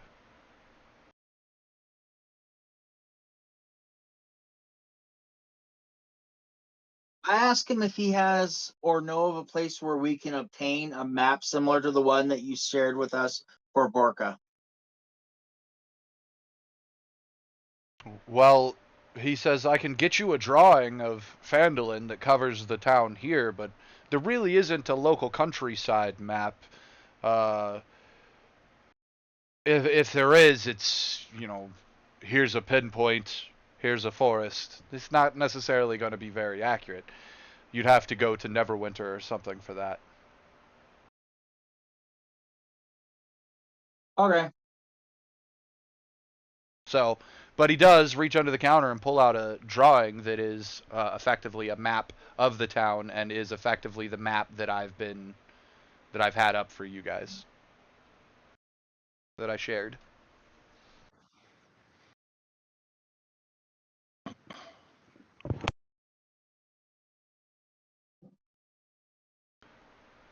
So what business brings you to Phandalin if you're unaware of what it is we do?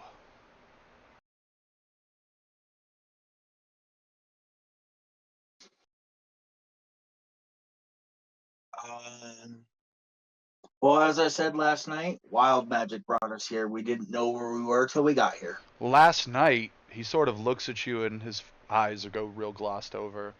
And he says, "Oh, it was a long night last night, fellas. But I'm glad you made it in and I'm glad you were able to get good rest. After all, everyone who comes to Phandalin eventually chooses to stay. You might as well make your first visit a friendly one." And he gives just this grin that is from ear to ear and is a little disconcerting.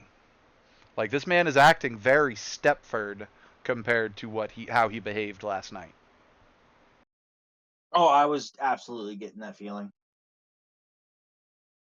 Last night he said, don't stay, I want you to leave. Today he's like, no, everyone who comes stays forever.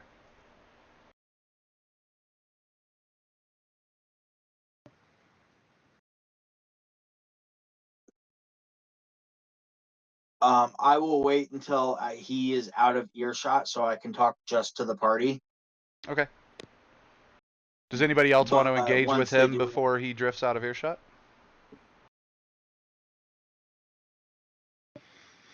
I'm good. Okay. Yeah, after a few minutes, he'll wander back towards the kitchen to replenish stocks. You notice that a couple other townsfolks have wandered in and grabbed breakfast. They've spotted you guys and smiled, but they're sitting all at their own little tables. This tavern inn seems to put on a sort of buffet breakfast that anybody from town could sort of come grab.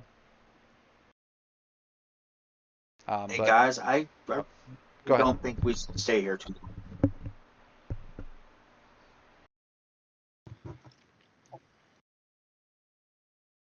After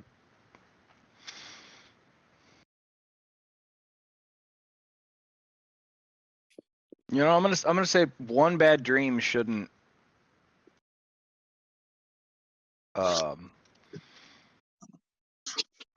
preclude us from staying longer. Just because we came from someplace where half of what we saw was nightmare inducing doesn't mean that the first night out of said place we wouldn't have issues. It's not just the dream; it's the whole vibe I'm getting off this town. So do you tell each other about the dreams you guys have had? Oh yeah, absolutely. I think with two of us mentioning it, yeah, I would. You guys Yeah, realized I you had was- the exact same dream. And while the message was garbled, the man ultimately said, the voice ultimately said, you shouldn't be, or sorry, I gotta count it. You shouldn't be here.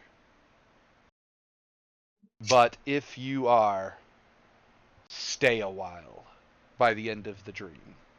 10 words repeated throughout the dream as this thing chased you through the dark and engulfed you, and you ran for basically the whole night from this monstrous thing coming after you.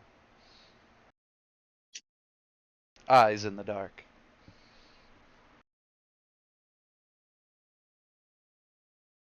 And I did have to count them. It's 10 words.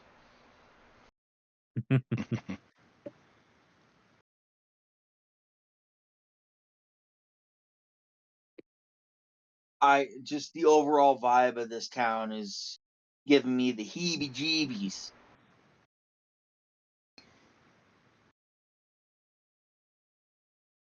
A soft burp comes from almost behind the counter, loud enough to interrupt your conversation right as you say heebie-jeebies. And the little kitten comes walking out from behind it, its face greasy with all the meat it just ate. I almost prefer the church.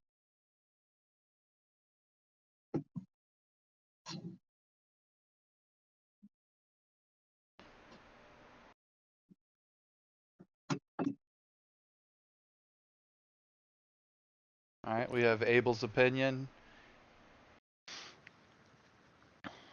Yeah, the dream for me is like I have seen worse. Yeah, you didn't have the same dream they did. Your dream was fucking perfect. But the part where they Yeah. said they thought someone was at the foot of their bed, and then that something turned into their dream, their nightmare, like, you can be on board with that part because you felt that part too. Yeah. This is like, well, it's not the first time a creepy ghosty has just randomly appeared while I was sleeping. Well, yeah, we all spent the night in the mansion. Well, even before that, Innistrad, very famous for their ghosties and goblins. It's one of those things to where it was weird, but I didn't notice that it was weird at first. Like, oh wait, I'm not on Innistrad. This should not be happening. Yeah, on Innistrad in haunted areas, everything's gray and gloomy, and that haunted house you were in was gray and gloomy, and the church and the woods, all those things were gray and gloomy. This town is sitting under beautiful sunlight. Today, looking through the windows, you can see it is a perfect spring day.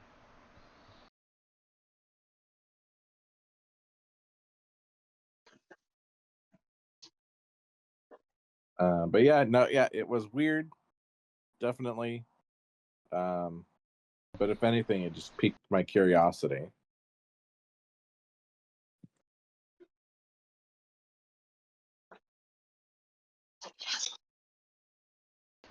So Eclipse is curious about what could cause these dreams. Abel is like, nah, fuck these dreams, let's get the hell out of here. Heathcliff. And I'm curious. So we got two curiouses. Abel, will you give in to indulging their curiosity about this town? Yeah, I'm not a coward. I literally see the thing. Is it the Thing from the Fantastic Four? That's sort of how I'm picturing your character right now. Man, I don't want to do this. This is a little weird. Yeah, but it's not that bad. We'll figure it out. Oh, I mean, I wasn't saying I was scared or nothing. I just, you know.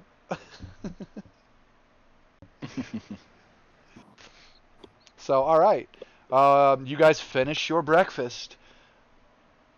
some more townspeople mill in and out.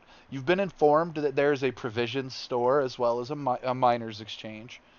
You also can always look past to the town There's a hall that would be like town hall, called the town master's hall, which you see on the map. You can try to stop in there to get more stuff figured out. You guys can just go talk to people in the town. I mean, as it stands, this is a sandbox. You guys are in an open world town. Whatever you guys want to do, you guys can also leave town. You guys can go out and follow down the road to Coneyberry, or you can go to Leyland. Well, given what the player Girk has seen in the past, I would say let's go look and see what magic items they have for sale. But like I said, given what I've seen, there's no way we can afford it, or at least I can't. Yeah, for the it's stuff that I it's want. a fair bet that magic items are going to be outside of your guys' current price realm. You guys can also be like, screw it, we decide to have downtime and we stay here for a couple of weeks and make some money. You guys are not on rails. That actually is not a bad idea. Let's go mine some of that shit that they use to make magic items. Try to get jobs at the mine for downtime. About how much does an average magic item cost? So common magic items are going to be between, which most common magic items don't really do much. They're flavor, not actually magically capable. So those ones are going to be between 100 and 400 gold pieces apiece. The next tier up, which are uncommon, will be between from 250 and 1,000. The next tier up, which would be rare. So there's rare, very rare, legendary, and artifact after that. And it literally scales up that the most expensive things are going to be up to 100,000 gold a pop. Gotcha. But I mean, you could theoretically find common magic items and common wondrous items, things like collapsing poles or pipes of smoke monsters and stuff like that. I would have to pull up a list beside me of what is the common magic items, but you could find all those here for maybe in your price range. Like I say, 50 gold to 150, 200. And that would be the presumed average on magic items. But to be clear, there isn't a magic item market that you ever would have been exposed to. So like those numbers really don't necessarily mean as much to you. On Innistrad, there isn't an active magic item shopping trade like there are on other planes. So you know that magic items are typically used to serve purpose, like magic swords and holy symbols and that sort of stuff. Yeah. Where would a bag of holding fall under the scale? A bag of holding is an uncommon magic item. It is a green item. Oh. So it's in the expected to be 250 to 500-ish gold range. Yeah, I can't afford that. I've got 45. You guys could check out the other towns if you don't want to stay in this town too. Like I said, you guys are nervous about this town.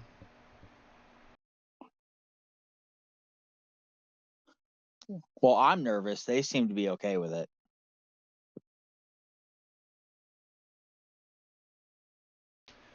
I'm just surprised nobody's asked the innkeeper his name.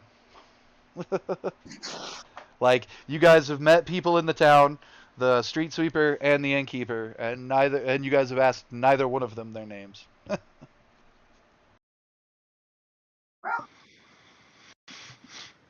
Now, to be fair,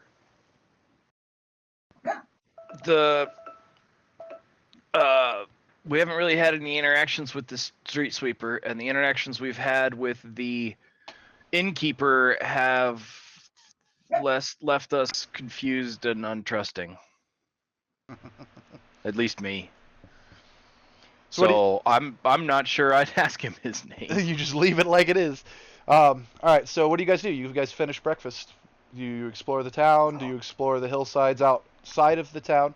On your little map of the town, there are listed woods nearby, pointed off in one direction. that is the Neverwinter Wood.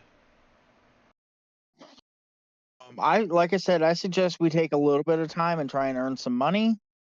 Oh, if not money, some stuff so that we can make our own magic items from the mine. But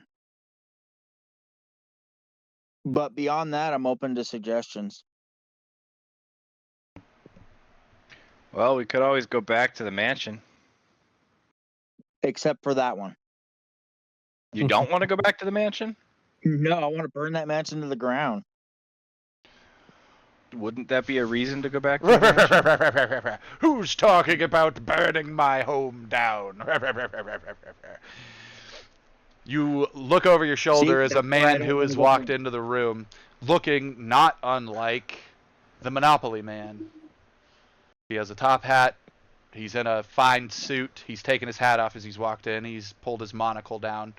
And he has a white mustache, white hair, and he sort of twists the ends of his mustache. And he says, "I'll have no talk about burning homes down while you're inside my village. Tell me, what is it? Tell me, Norris, who are these strangers you have as guests here?" And he walks in. He's got a smile on his face. He's assuming your talk of burning a house down was totally joking. But as much as he's ribbing you guys about, no, don't burn the house down, he totally assumes he's just in on the joke. And when he hollers for Norris, the guy that is the innkeeper comes running in and goes, "Well, hi there, Mayor Tobin. Don't worry about them. They're just guests. They're staying for a little while. Who knows? They might even stay for a lifetime like the rest of us did." "Well, that would be just fine." He leans over and says, "Tobin Nall, at your service." And he gives a deep bow to the table.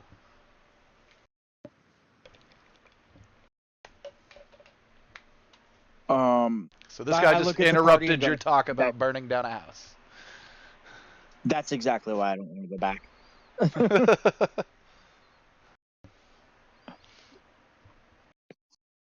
Does anybody respond to Tobin Nall's introduction? Well, I say the thing about that's exactly why I don't go back. I'm like, pleasure to meet you. We're new to town, still deciding what we're gonna do. You are a paladin. Do you belong to a specific order? And would you be wearing any recognizing features of said order?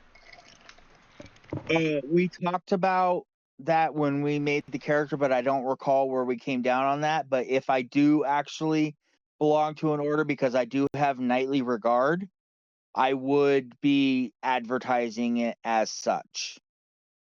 You have knightly regard, as in that's an ability, one of your things. I'm going to assume that yeah. Let me open your character sheet real quick. I will look at your, I think it's your notes. No, it's wherever your background's going to be. So that's on your main. Knight of the Order. Yes, you are a member of an order. But I mean, that ability comes from your background, and your background is Knight of the Order. So yes, you are a member of an organization. I think we talked about it now that I dig back into my files, that they were your typical paladin sort of order of we are the Knights of the Realm that guard the realm sort of order. So yeah, if that's the thing, you basically have like the equivalent of a police badge, or not a badge, but a like a tabard that would have a logo on it.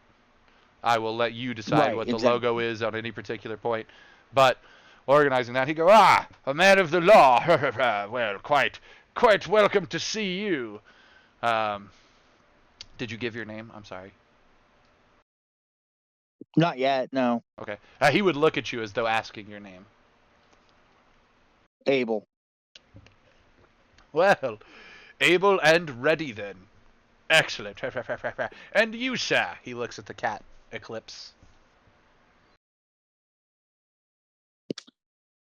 Well, it is a pleasure to meet you. My name is Eclipse, and I am, of course, their traveling companion, as well as my feline friend who's behind the counter eating food. He looks at the cat and says, "Yes, well, It's something to be said about having animals inside, I guess. And then he looks back at you, and you do have to wonder if he's talking about you or the cat.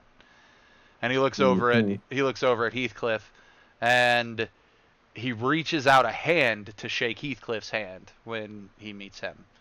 And you, sir, if I'm not mistaken, bear the touch of the Underdark. Are you a drow?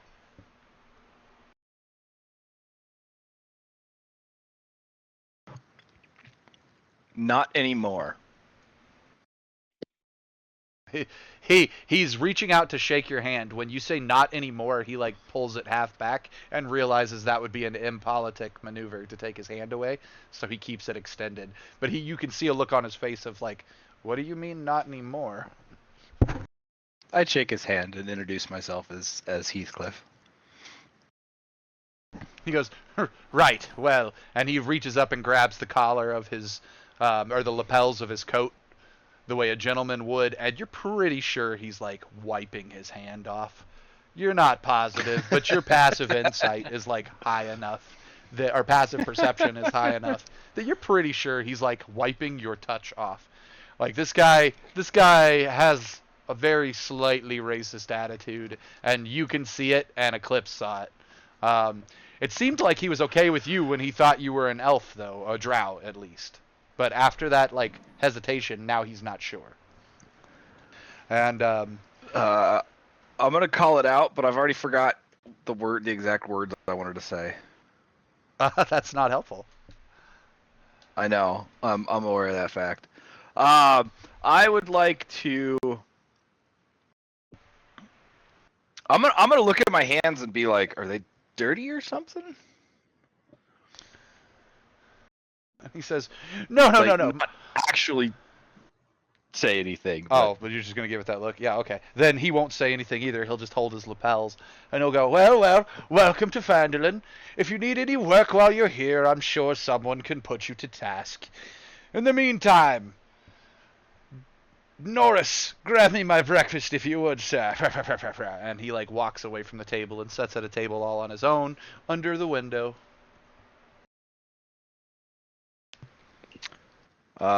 With that encounter, or immediately after that encounter, I should say, I am going to reset up the psychic network for the day. Okay. Because I hadn't done that yet. The effects are still in the combat tracker. Yeah, we never took them off from last night. That's fine. That's what I'm saying. They're still on there now. So it's a side die, and my side dies are a d6. Hours. 6 hours. Sweet. All right. This is still fairly early morning. I mean, the sun's barely up, so I'm thinking 7:30, 8 a.m.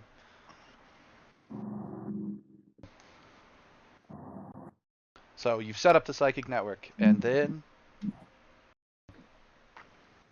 I'm gonna straight up point out that he changed his attitude when he learned that I was no longer a drow, but wasn't sure what I meant by that. Because for all he knows, I could have meant that I no longer associate myself with a drow and thus no longer consider myself to be one, rather than the actual truth. it's and this true. Is all That's why he didn't. in the network. Yeah, that's very true. So he just told you guys that all psychically. You guys can communicate back psychically. Actually, they can straight up communicate with anybody in the group psychically. See. It's not a I say and reply. Nope. It's just an open network.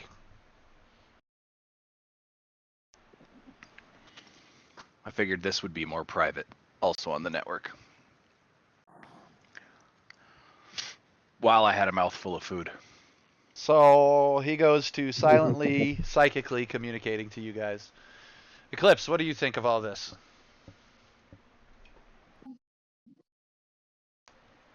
You know, I never really ran into problems of racism back on Innistrad.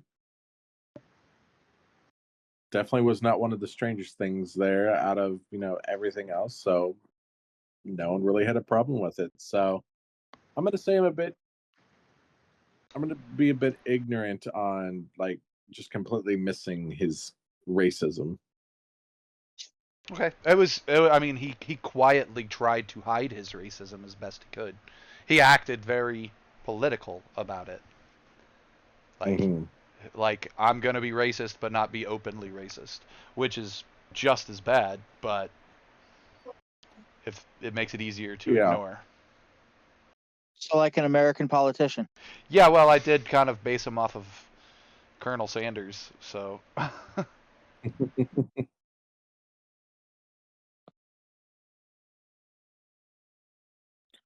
So I thought he was the Monopoly man. Yeah, it's a little bit of both. Because I think when I think of the Monopoly Man in a sort of Wild West timeline, it just turns them into, or an ancient timeline, it turns them into the Wild West, which turns it into, yeah, like to me, it's obvious where that story. It's Colonel Sanders. That is the Monopoly Man, just in the South. I don't know. That's the way I see it, and this is a very hill folk town, kind of like some of the ones I grew up in. Mm.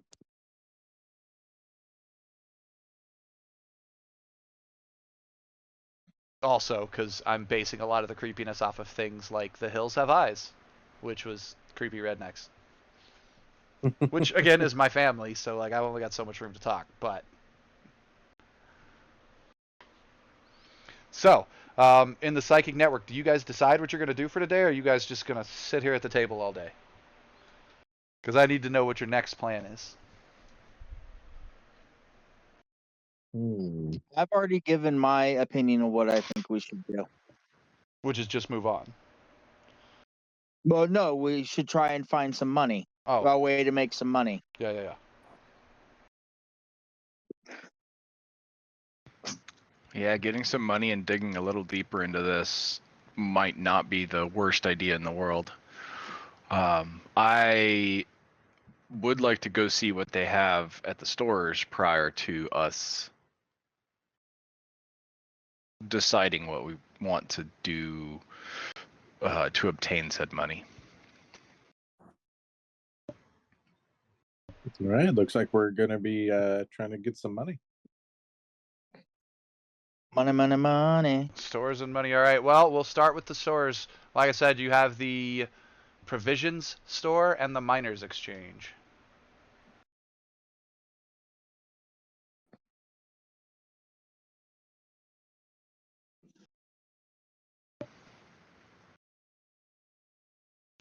The provisions is just north of the inn that you're in, and the miners exchange is on the southern side of town.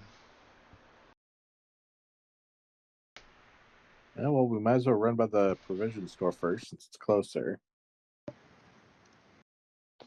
At least see what they have. Mm-hmm.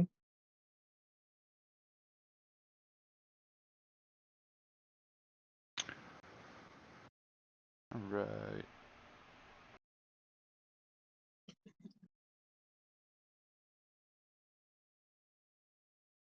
Provision store sounds good. Okay, so you guys just head out to the provision store? Yep. All right. I will open a description of the provision store. As you wander in, you notice that the shelves of this general store stock just about every ordinary good and supply you could think of, including backpacks, bedrolls, rope, and rations. It doesn't seem to stock weapon or armor, but it does look like you can purchase other adventuring gear here. Up to and including basically anything in the player's handbook that is 50 gold or less. It exists in this place. They also have a small selection of common magic items, which includes acid arrows, alchemist arrows, basically the magic arrows that one could get for a bow. There are, in their racks, there are beads of refreshment, as well as signs for hunting clothes, which you assume, like the signs suggest that the hunting garments are magical in various ways, but you would have to ask somebody.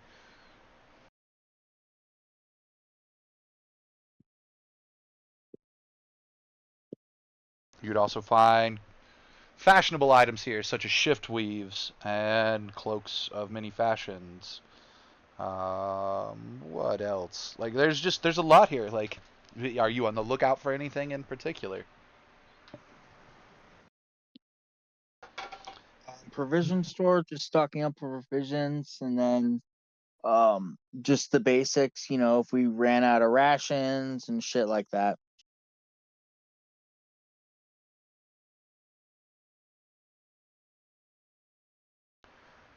Well, basic items are easy enough to stock up on. They're just basic adventuring items.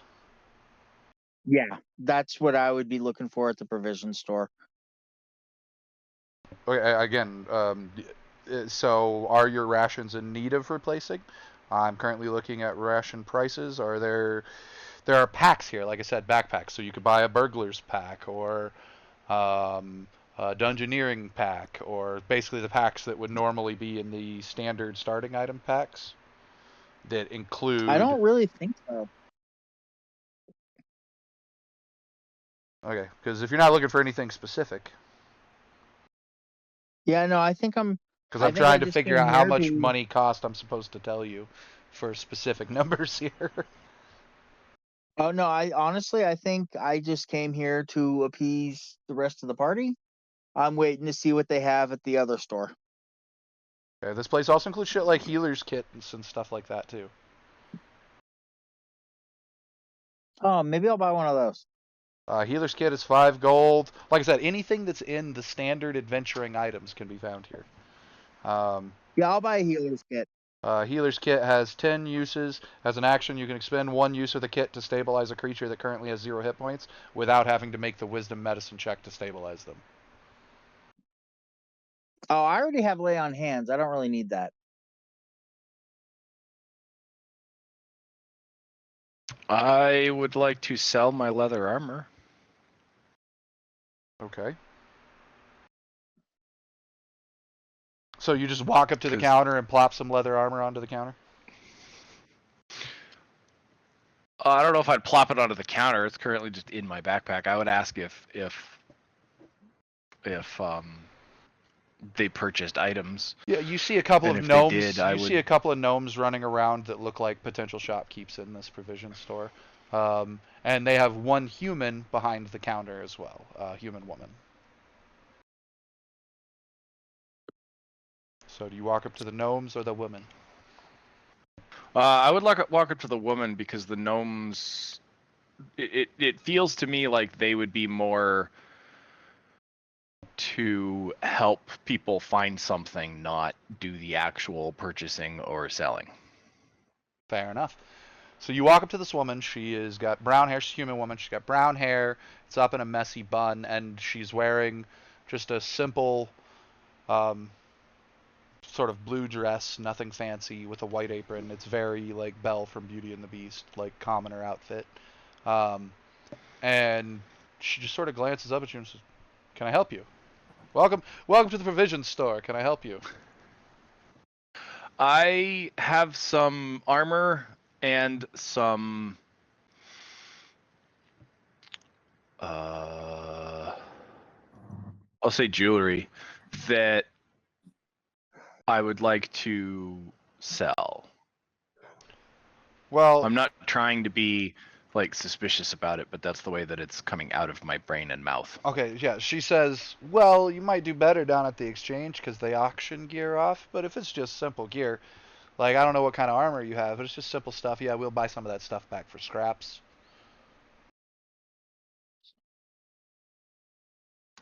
And what about this jewelry? I'm gonna say so. The miners exchange auctions gear. The miners exchange auctions a lot of things. It's the miners exchange is there so that the miners can make a profit aside from what goes to the smiths,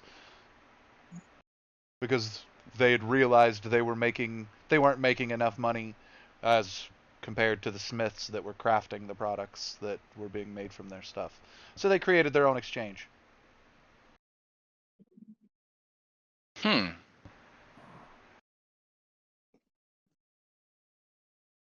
And she's answering all this in a very bored, lazily kind of way. Like, you just know that if this were a modern world, she'd literally be sitting there in a chair, like looking down at her cell phone the whole time she's talking to you. Like, she's that much distracted in her face.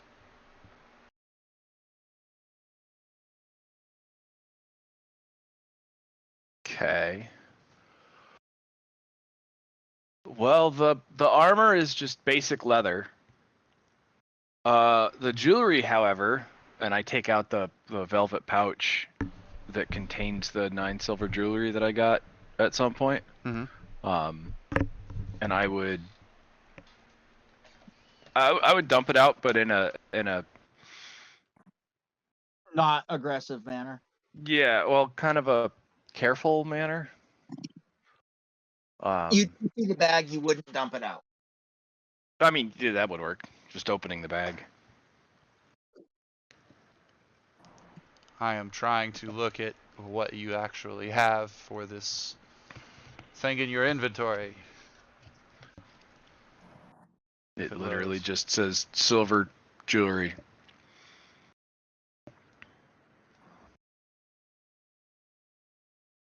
It's in the pouch and then in the velvet pouch, if that helps.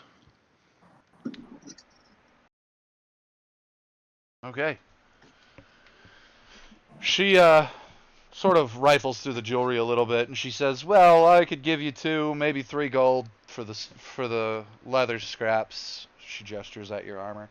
She goes, "But for the jewelry, looks to be real silver. I'd say it is." She pulls out like a little magnifying glass, clips it over her eye, and looks down at it. A jeweler's, specifically, it's called a jeweler's eyeglass. And she's looking at it. She says, "Well, it looks to be real silver. I'd probably give you 5 gold apiece for each piece of jewelry. So what is that? 40 gold? 40. Yeah, she says. So what is that? 40 gold? Out of game, it's 45 gold. I would say it'd be 47 with the armor. Yeah. That math sounds about right. Does that work for you? Sure. You know that if these pieces of jewelry were bought new, each one of them's worth probably about 10 gold apiece, and that the leather armor was purchased for about 10 gold. So Yeah, I'm not too worried. she's offering half the or armor. less. So What is this, GameStop? I'm not too worried about the armor. It was just weight that I didn't need to be carrying anymore. fair. You accept the 47 across the board then? Yeah. Yeah, okay. She hands you 47 gold, scoops everything behind the counter, scoops up the bag and stuff, takes it into a back room, and then comes back out for the armor and just kind of drops it on the floor behind the counter and says, "I'll see that it's taken care of." As she's walking away with the pouch, I'd say, wait. The pouch wasn't part of the deal. She kind of looks back at you and she's like, "Really? It's a bag." Yes, but it's a velvet bag. Okay. She dumps the stuff back out of the bag into her hand and just kind of haphazardly chucks the pouch across the table back to you. I'm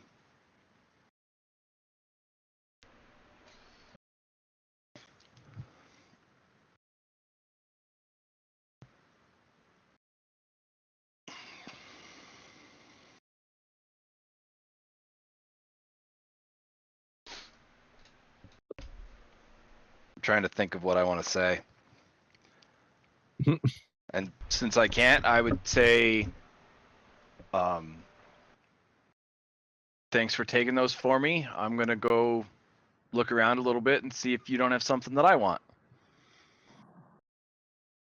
She says, "Well, we probably have plenty of stuff in here. We stay well stocked from the coast, thanks to our couriers from.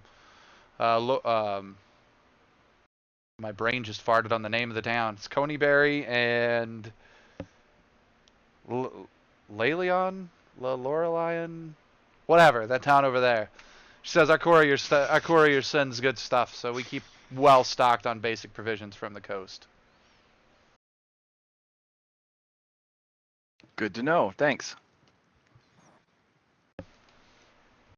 The way she says the coast, you know she's being specific, from the Sword Coast. It's Yep. like being in San Francisco and having somebody say the city. Like, you know what they're talking about.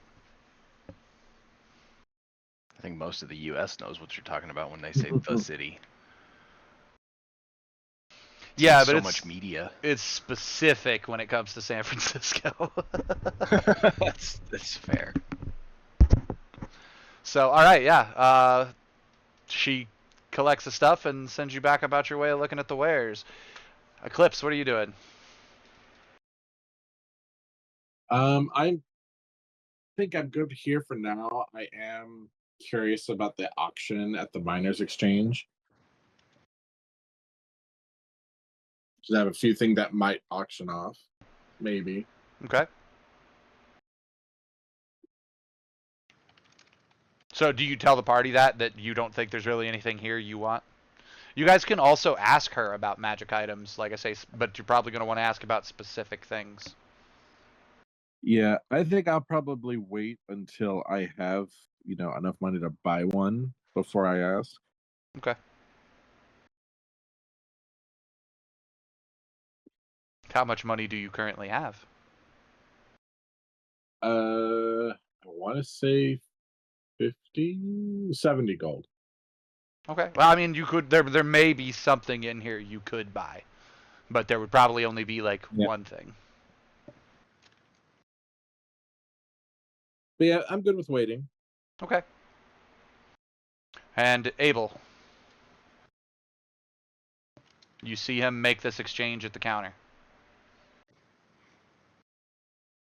And you would see Eclipse basically leaning towards the door like he's ready to go whenever you guys are. I will be along the same thought process as Eclipse. Okay. Heathcliff, you got your money. You see them sort of angling towards the door, but you had told her you were going to look around a bit. Is there anything in here you're interested in? Like I said, amongst the specific things you see labeled, not costed, but labeled hunting garb. There's cloaks and boots and stuff like that. And just camping stuff and wondrous items in the common variety, sort of. So, collapsing poles and the like. I would.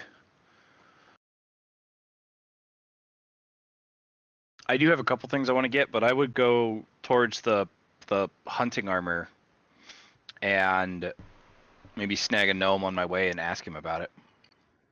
Oh, sure. Well, we have some of the best trackless boots to be kept out here. Not to mention the shift weave.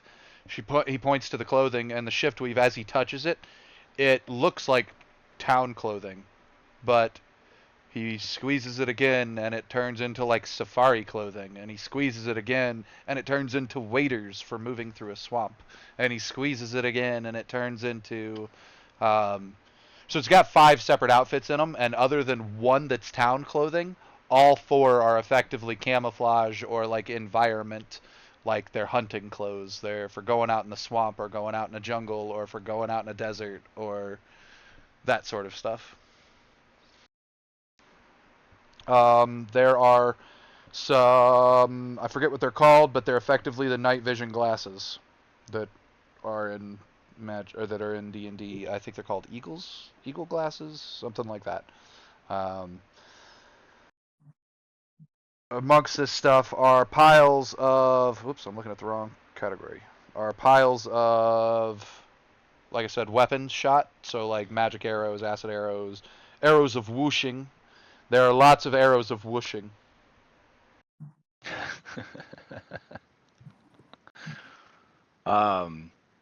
Literally, there's a big old like display of surprise your friends, arrow of whooshing. The boots of false tracks. Only humanoids can wear these. While wearing the boots, you can choose to have them leave tracks like those of another kind of humanoid your size.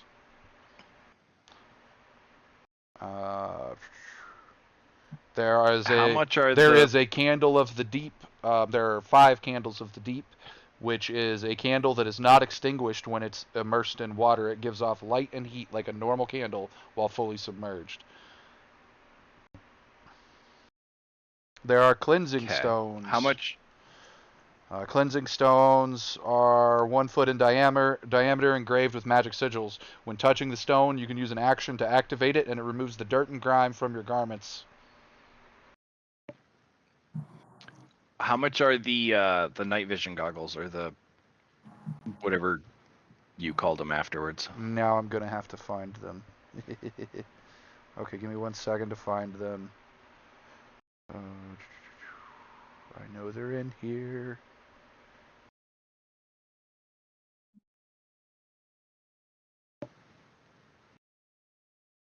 Scrolling down, there's a pole of angling, aka a magic fishing pole. Pole of collapsing. A rope of mending. Where? Oh, they're going to be in a higher category. There's bags of holding. Bags of holding are going for 150 gold here. Boots of elven kind going for 200 gold. Where the heck are... Did I miss it when I was scrolling?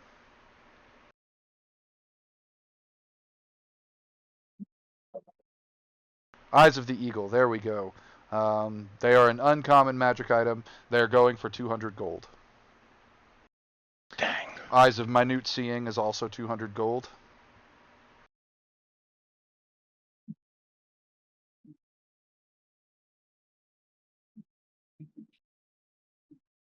So you guys could like pitch in together and probably buy a bag of holding.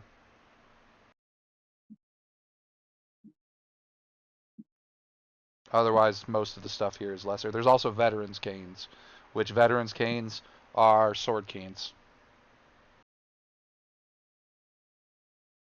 If we pitch in to buy a bag of holding, I'd have to kill the other people in the party to gain ownership, and I don't want to do that. So I'm gonna thank the gnome. I'm gonna grab a block and tackle, a grappling hook, and 50 feet of hemp rope, and get that.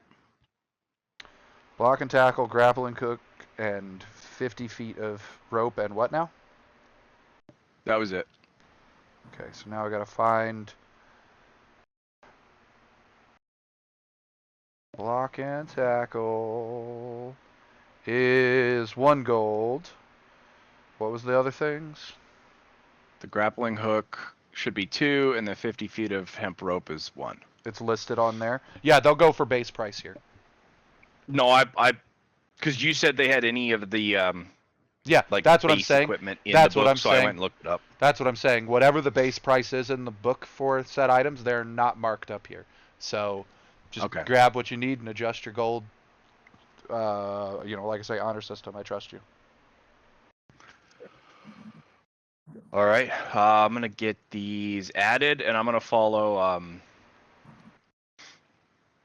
While you were doing this, because you look at block and tackle and stuff, you're kind of walking up and down the aisles, and your passive perception's high enough. You notice that the farming equipment aisle, so where rakes and hoes and shovels and sickles and all that sort of stuff would be, is completely cleaned out.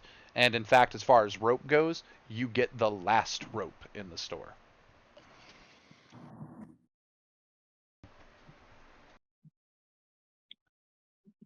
Wow. I'm gonna mention that on the way out to Abel and Eclipse. Out of game, Abel, have you talked about a bag of holding at all in game?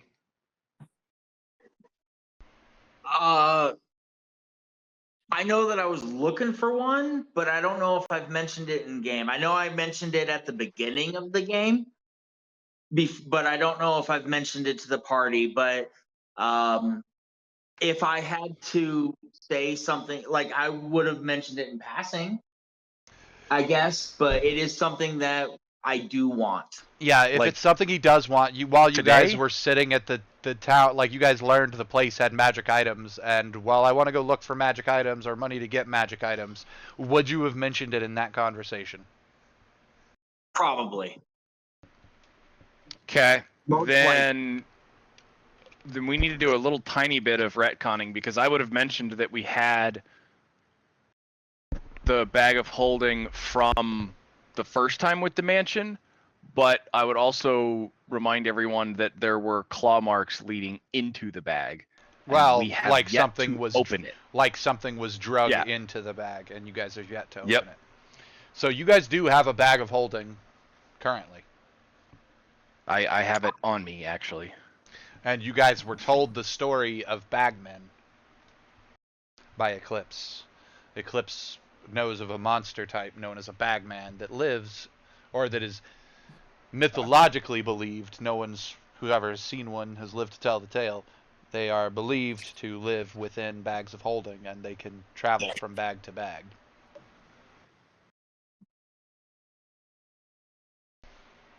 And since then, we haven't. Basically, we picked up the bag, I sealed it, and put it in my backpack.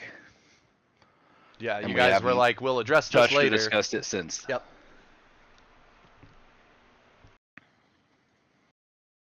So, Abel, what do you do about the bag of holding you guys already have? I would suggest taking it away from civilians and dumping it out with the intent to kill/defend against anything that pops out.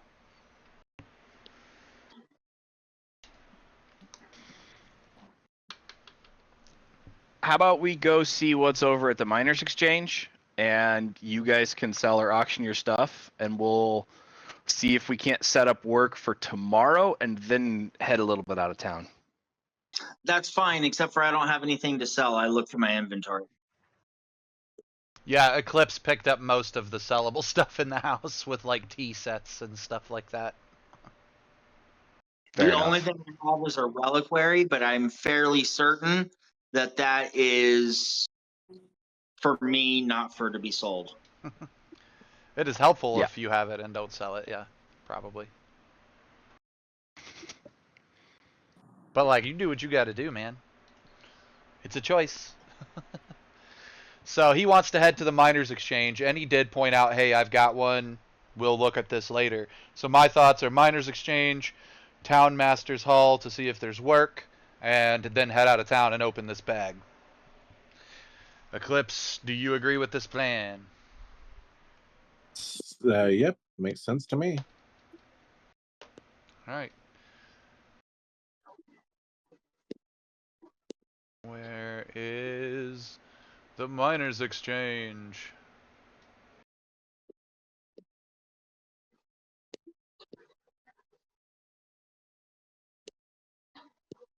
It's just on the southern edge of town. It takes you guys probably a half an hour to get across town. The town is, again, it's bustling like it was yesterday, but nobody's really doing anything. Like, you don't see people walking up and down a marketplace. You don't see people, you know, singing about a quiet town, quiet village. It's people are the equivalent of mowing their lawns and tilling their gardens and minding their own business. But it's like being in Leave It to Beaverville, like, or Pleasantville. It's everybody mowing in synchronized circles and shit like that. Like, the town vibe is just a little bit Stepford. Why didn't it open? Oh, it did open.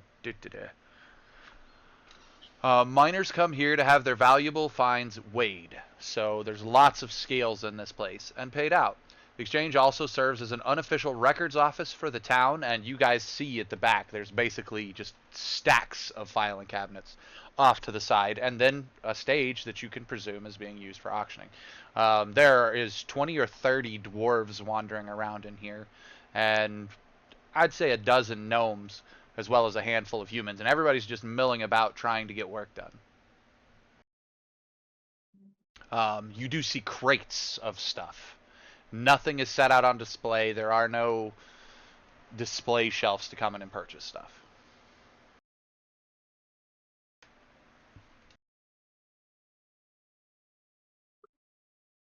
Okay, well, if that's the case. I will try and see where I can enter stuff into the auction. Dwarf would direct you to a desk in the sort of makeshift filing records area, where someone would hand you a piece of paper and ask you for your objects. Like, Okay. write it all down. So what do you got? Let's see here. I got a set of. Get the full word because the.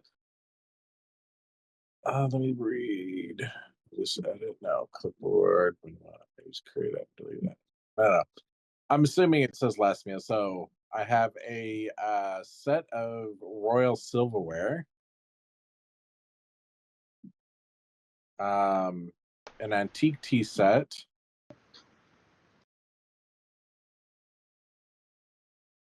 Let's see.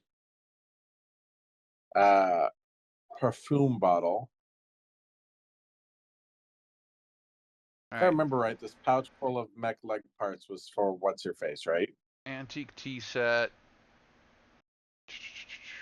I'm scrolling down your list so that when I get to these things, perfume bottle, I'm moving them onto a separate list of things. Yep.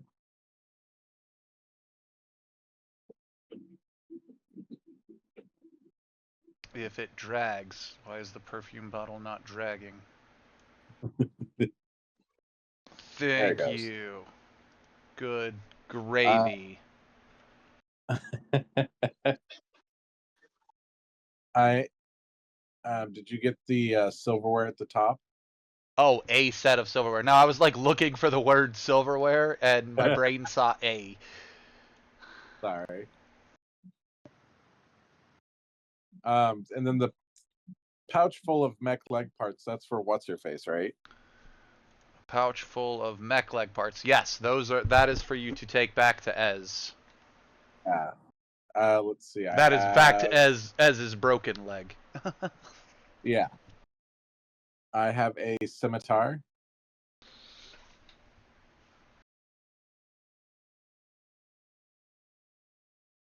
Scimitar.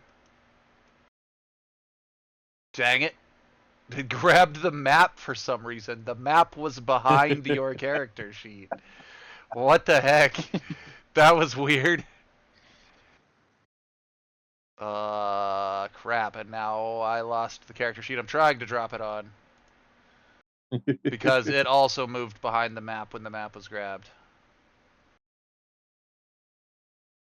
You have got to be stinking kidding me. This game today. Struggle bussin'. Do-do-do-do. Alright. Ta-da.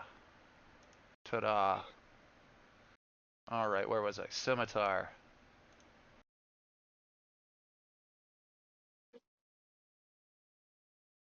Oh my god, why is it still giving me a pop-up? I swear, stream, blame the computer, not the VTT. The VTT is working great. We use Fantasy Grounds. It's all good stuff. There we go. Ta-da. Alright. Let's see, the silver amulet. Yeah, you have like all the loot from the house. The question is going through is like what might actually be worth something? Because I'm like, the Halvarus birth certificates, this is a realm that's not knows nothing about the Halvarus, so those are kind of useless. Here anyway. Mm-hmm. Let's see, let's do the I'm trying to remember what the totem was. What was the totem? That's your druidic focus. It allows you to cast your spells. That's right. And then let's go ahead and put the Wand of Magic Missiles on for auction. Yeah. Okay.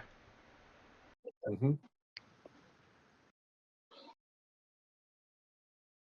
And I think that will be everything. The person tells you that the next auction will be in 5 days. It'll be the end of this. So what the dwarf says is that this is at the end of this 10-day will be the next auction. Now, a 10-day is what the Forgotten Realms calls a week. A week is 10 days long. There are 3 10-days within a month, and 12 months within a year. So she says at the end of this 10-day, which is about 5 days from now, she will have this stuff up on auction. And do you have an expected amount of money you want to make on these things? Target goal that if you don't hit, you won't sell. Um, Or is this I just want to get as much as I can? Yeah, get as much as I can, essentially. Okay. Then 5 days from now, you can be here for the auction. She signs off a little waiver of receipt for your objects and says, and we'll sell what we can. If you choose not to be here for the auction, we'll sell what we can in your absence and have the money for you on your arrival. We hold items and coinage for up to 90 days. Okay, good to know. I plan on being back here hopefully in 5 days. All right, while he's doing this, what are you doing, Abel? Kind of just watching the transaction since, like I said, I don't have anything to sell and I really don't have any money to buy anything. So I'm just sort of waiting around till we can either go get jobs and earn money and or materials and wait to open the bag of holding.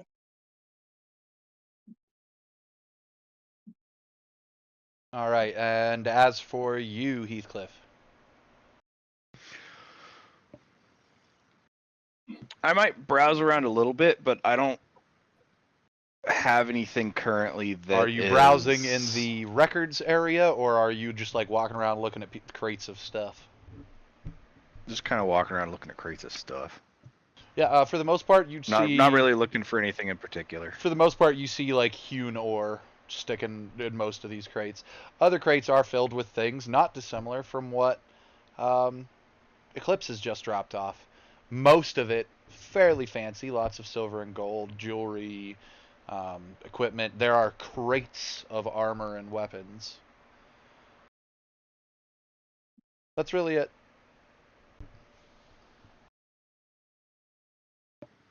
It's just an exchange hall filled with assorted junk.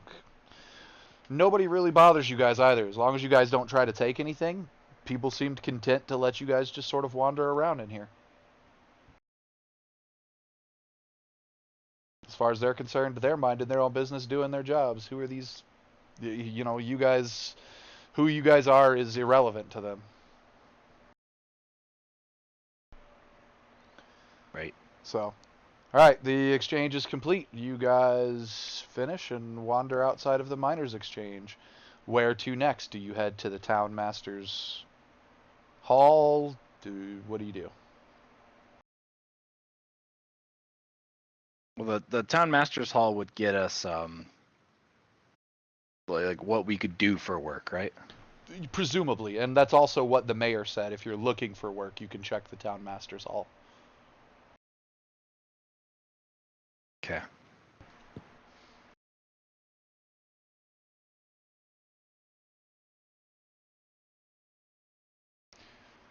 Well, then that would be my vote as to what's next. Town Master's Hall is back towards about the center of town. He starts heading that way. I assume Eclipse and Abel, you're following? Yep. Yes. All right.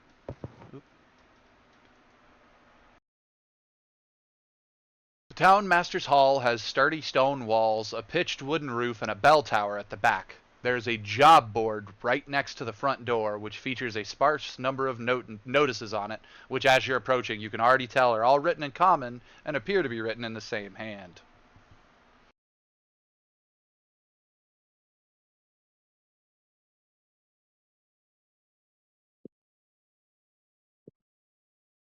As I peruse the notices, I specifically look for the one that pays the best, either in straight up coinage or like if magic materials are more expensive than or more lucrative than gold, that. Well, there is a post that says Axholm has been having trouble with wolves on the route, or some sort of animal attacks, presumably wolves, on the route between Axholm and here. Axholm is the dwarven mining city that's nearby. And basically, it's deal with the problem, make 50 gold. It's not a lot, but it's a deal with the problem, make 50 gold. And that is per, we'll say, per pack. We'll call a pack 5 wolves. 50 gold for every 5 pelts you bring. There is also a quest to deliver packages from the Miners' Exchange to Nomengard. This is just a flat 100 gold. Deliver the packages. Straightforward. And then there's also a quest to check on, and all it says is check on, this is 25 gold, to check on a millwright by the name of Eleanor Saren, who runs the windmill just outside of town. She hasn't been heard from in a How few far days. away How far away is Nomengard or Nomengrad or whatever? Each Nomengard and Axholm are both about a day away. A day's travel one direction. So a 2-day job, that's 50 gold a day. Divided by what, 3 of us right now? 4. 4 if you count Sazid, but yeah.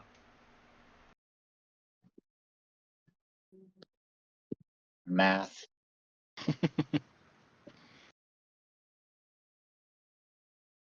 I don't know. I kind of like the idea of the wolves and the checking on. Yeah, the wolves are straightforward. kinda- Go smash some wolves, come back with pelts. Seems pretty easy. Yep. Till we find out the pack is 75 strong.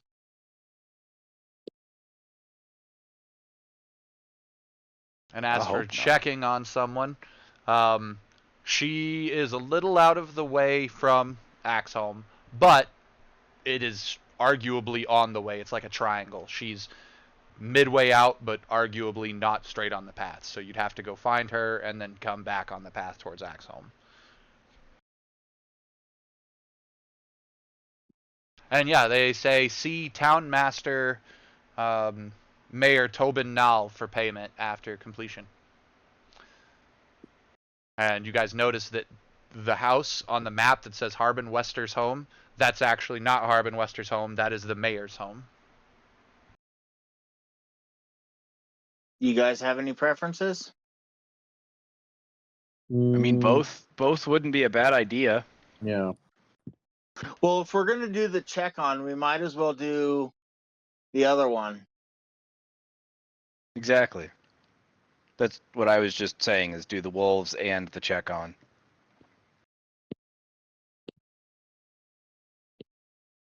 They've probably been eaten by the wolves. It's cool. So if you're gonna do those like in order, so that you go to her and then do the path, it'll basically be a half a day to her, and then a full day's work on the path. So it makes it a day and a half trip instead of just a day, by adding her, checking on her in. Well, while we're out there, maybe on the way back we could check on the bag. Yeah, I mean, that's perfect. You guys are on your way out of town. It's a perfect time to check the bag. Works for me. Yep. All right. So you guys just grab the notices and be like, well, it's still early in the day. Let's just frickin' roll. Pretty much. Okay. Give me a moment to pull up a... And absolutely take the notices so that no one else can swoop in and snag the jobs from us. I mean, fair. All right, I need... Because I may be honest, but I'm kind of greedy. Not really. No, I'm not. I've actually played that I'm not. Did I really drift that down there? That seems stupid. Ah! Images and maps. Let's grab...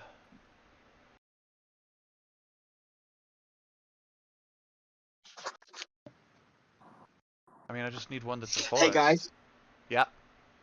Yes, sir. I'm not going to be near my computer. I have stuff I got to take care of, but I can still be in the game.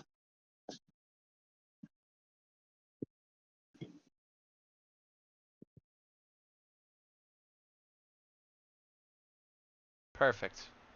This map will do. I will drop your guys' tokens on this map, and we will open our bag.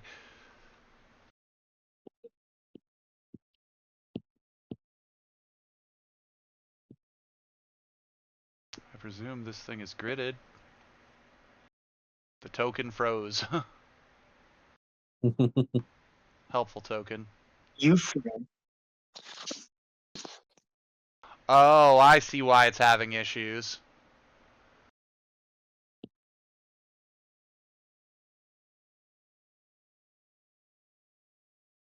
That's funny. So stream can see this. You guys can't because I haven't shared the map yet. But the line of sight shadows that are created, because this map has line of sight turned on. Oh. So we'll see what happens when I actually share the map, if you guys are able to see it.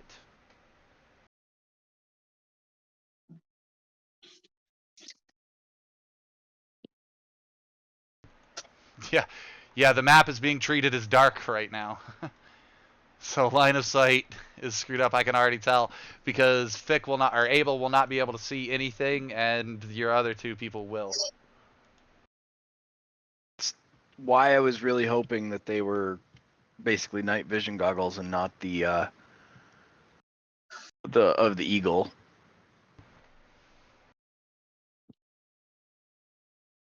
That's all right. I didn't have enough to get them anyway. You can maximize 2 maps now? Yeah, there's a whole weird system to it. Nope, it did away with the other map.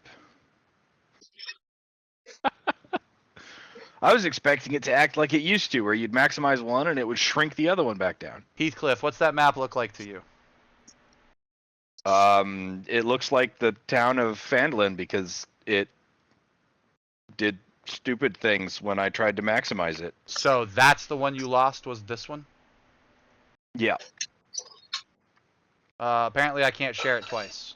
What? What? Yeah, I'm right-clicking on it. It's not letting... Oh, wait, duh. Sharing. Share record. Ta-da. Does the map look black and white to you, Heathcliff? Yes. Yeah, that's because it thinks it's nighttime. So you're looking at Okay. You're looking at low light or your dark vision. I mean, I like it. I need to fix that. As soon as I figure out what button does that. Because they gave us new buttons. Yay, new buttons.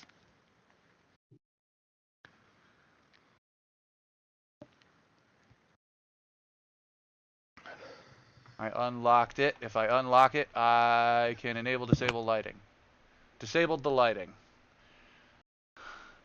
The points are still the shadow. I have weird tree shadows. Yeah, those are still shadows being cast by those tree stumps. I can get rid of that. Or boulders. That's or... line of sight issue. That's funny. I mean, I like it. Yeah, But- it's a it's a work in progress. But all right, so yeah, you guys are successfully on the map. You are standing in a small circle.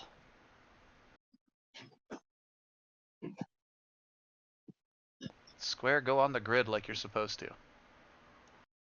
Thank you. What if I don't wanna? All right. Let's roll initiative, and who's gonna open the bag? I'll open it. Ready. I want to be ready to smack whatever jumps out and tries to hurt us. Oh, I'm gonna do even better than open it. I'm gonna invert it. So you're gonna push the inside out, so everything just tries to dump out aggressively. I'm gonna push the bottom through the mouth because once it's inverted, everything falls out. Nitsid has an initiative of 16. That looked cocked on my screen, but I'll take a 12. Okay.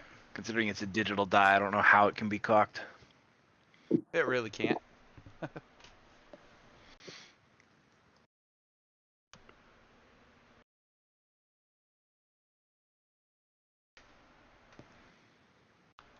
All right, as you begin to dump out the bag,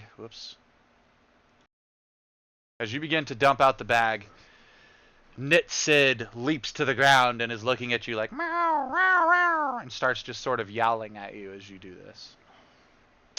Abel, he's starting to turn out the bag. You're at top of initiative.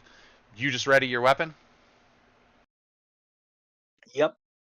All right, Heathcliff, you push the bag open. Yep. As you begin to push it open, some stuff falls out. A couple of rings. They don't look fancy at all. They just sort of shake free as you're pushing this out. And a bracelet. And then the arm that those bracelets, or that bracelet and those rings were supposed to attach to, tumbles out. And it's a skeleton arm. It's been in there for God knows how long. And then a torso falls out, separated from the arm. It's mostly just skeleton. It's decomposed, but it's not successfully rotting. It's been in a vacuum as opposed to being exposed to an environment. So who knows how long it's been in there, but it's a desiccated corpse. And the torso falls out, and then a head, and then legs and another arm, and basically this crumpled up body just sort of dumps out.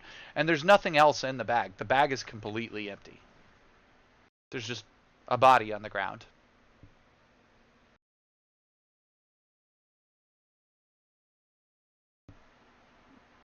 Well, okay then.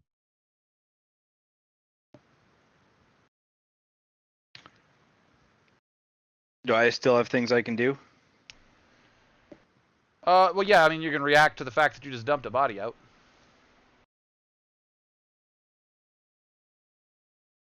I think there's no cops around. Oh wait, what am I? I would want to move.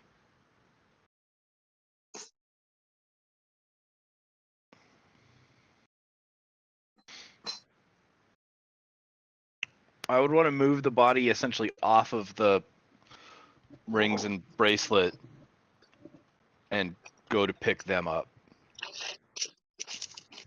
Yeah, I mean, you successfully move them off the body, and you notice you're able to pick up the rings and bracelet, and they're not anything that you'd imagine you'd get any sell value for. These... They're just regular-ish jewelry. They're just regular-ishy jewelry, yeah. Eclipse, you see him dump the body out and then find the jewelry. What are you doing? I'm honestly surprised that so far nothing bad has happened. Well, you are aware that bagmen have the ability to move from bag to bag without leaving bags. So, like, they're just part of the bag sort of network, so to speak. So, if a bagman had dragged somebody into this bag to kill them, he succeeded. Whoever it was died, and the bagman is gone, as far as you can tell. So it's up to you if you relay that to the party. Yeah, I'll go ahead and do that. Is there any way to summon a bagman? Is there any way to what? Summon a bagman? Why would you want to summon a bagman? To kill the bagman so I can use this bag without fear of getting dragged in? No. Bagmen, like I said, and like he would have explained in game, don't belong to an individual bag. They belong to all bags. They can jump from bag to bag to bag to bag. I think the Well, more that's what I'm saying. Is there a way to either disconnect this bag No, from the network? No, or only by making it not a bag of holding. Bagmen Or is there a way bagmen to- have an innate ability to enter any bag of holding at any time, anywhere in the universe. Oh, okay. So it's just an inherent danger of any bag of holding. Yes. Oh, okay. And it's a legend about bags of holding. No one that you know of has ever seen proof of it until you guys just encountered the body.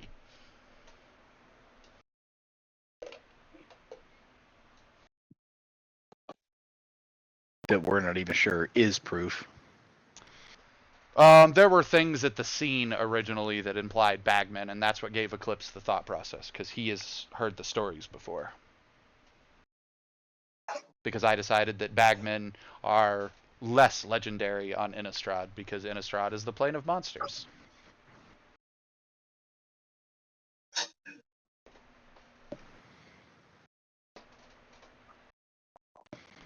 So, but as far as he basically says, as far as I can tell, the bagman has moved on. The implication of who the body is, I mean, the bracelets, the rings give it away. This is a woman's body. Been in there long enough that even the clothes have sort of fallen apart as they've touched the air, so you can't really tell much about it. But if you remember, the house had the man and the wife, the two children, and then they also had a pair of servants, a man and a female. And all the stuff you guys did at the house, you guys found evidence of everybody but the female servant, the children's nanny.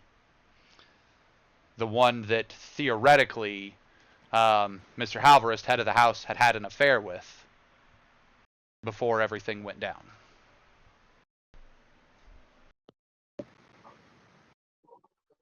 So, I mean, for all you guys know, the wife stuffed the body in here. If it weren't for the drag marks on the ground that looked like something had been drug into it.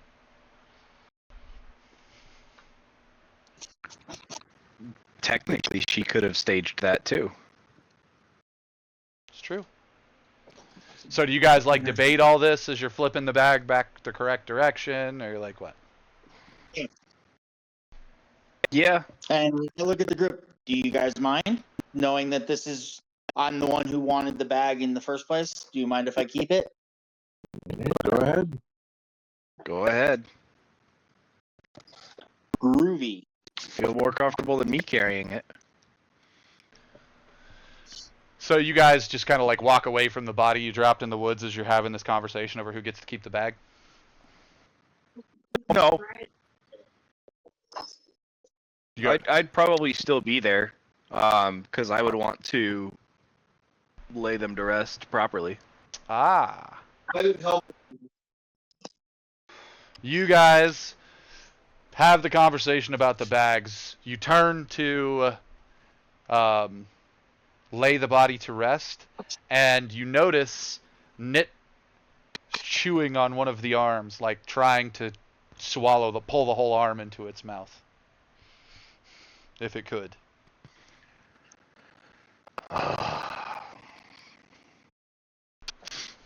I'm gonna look at Eclipse and be like, can you do something about Knit so that we can lay this body to rest?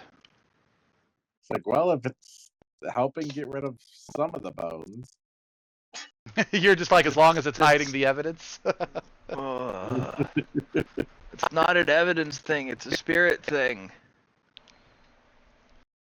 Do you push her off the cat, Heathcliff? Or push her off the body? Yeah. Okay. Yeah, Yeah. you guys didn't buy any shovels or anything while you were in town.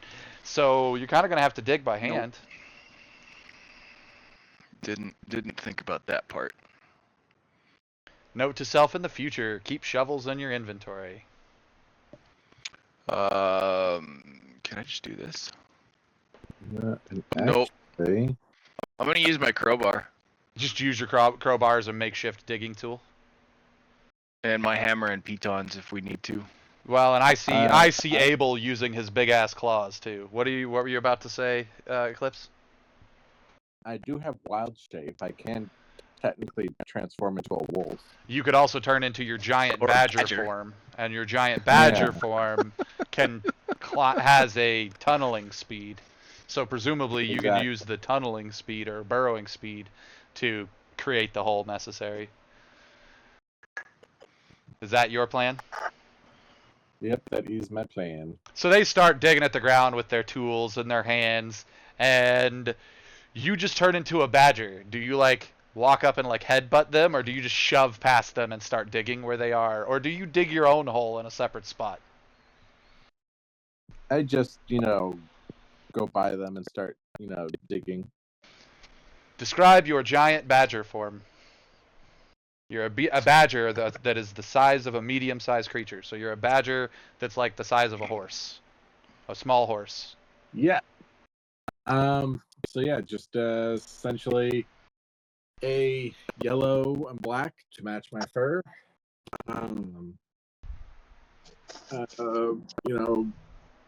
Badger with a strut. Badger with a Guys. strut. Yeah. Yes, I sir. would just like to point out that my method of digging a hole would honestly just be to fire an Eldritch Blast at the ground. Yeah, you're like, I know how to Eldritch Blast now. Pa-pat, pa-pat, pa-pat, pa-pat. Alright. Well, Save him his wild. he'd still dig faster than you. You'd be blasting by it out. much. You'd be blasting it out, whereas he could literally do it in a single action. Yeah, but he wastes an entire wild shape to do it, whereas I can, He recovers take those. 2 minutes. He recovers those on a short rest, I think. Yeah. Is he one that can do that? Yeah, wild shapes, I'm pretty sure, are short rest. You have to be a certain thing to do it. I thought it was normally a Right. long rest. He is And right. for It's short rest, it's the moon pact. That does it faster. Yeah. Ah. I'm fine with doing it. Yeah, he badgers up. So you're blasting the ground, he's digging with a crowbar, and then all of a sudden this badger just joins in the process and digs a nice clean hole in a matter of moments. Comes up out of the hole, Nitsid jumps up on his back and snuggles into the fur and disappears. The cat is so tiny that it just disappears into the fur of the giant badger.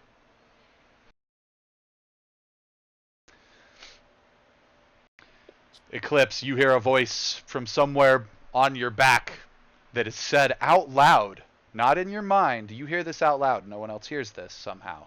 But you hear this out loud. Ooh, warm and soft fur. Nuzzle, nuzzle, nuzzle, nuzzle, nuzzle.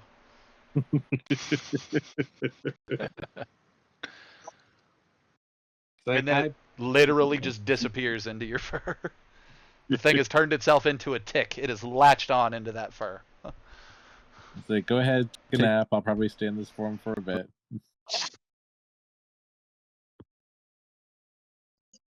All right, so hole is dug. Eclipse, Abel and Heathcliff. Heathcliff, you were the one who stated you wanted to lay it to rest, and that Abel, you said you would join him in it. Heathcliff, what do you do to lay them to rest? Do you just bury them? What do you do? I would, just put them in the grave and bury them, and put up a couple sticks and like a cross formation. Or religious equivalent formation for what you know?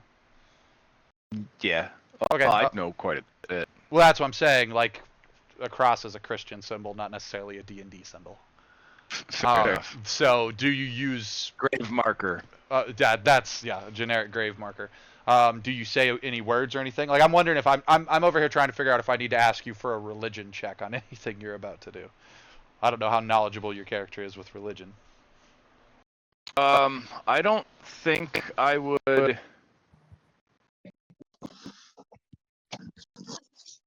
I don't think I'd say anything over it. I would. The equivalent of last rites. You're a paladin and you're a hexblade. Hexblades know death. Paladins are members of knightly orders. You would know paladin equivalents of last rites, or you could roll a religion check to give religion-specific last rites. I would do paladin just because religion's at a 0. Yep, fair. That's fine. I wouldn't even make you as a paladin who knows your whatever knight of the order or whatever. I'm certain paladins would know battlefield equivalents of last rites. Yeah. So yeah, that's what I would do. Basic, generic, nothing, too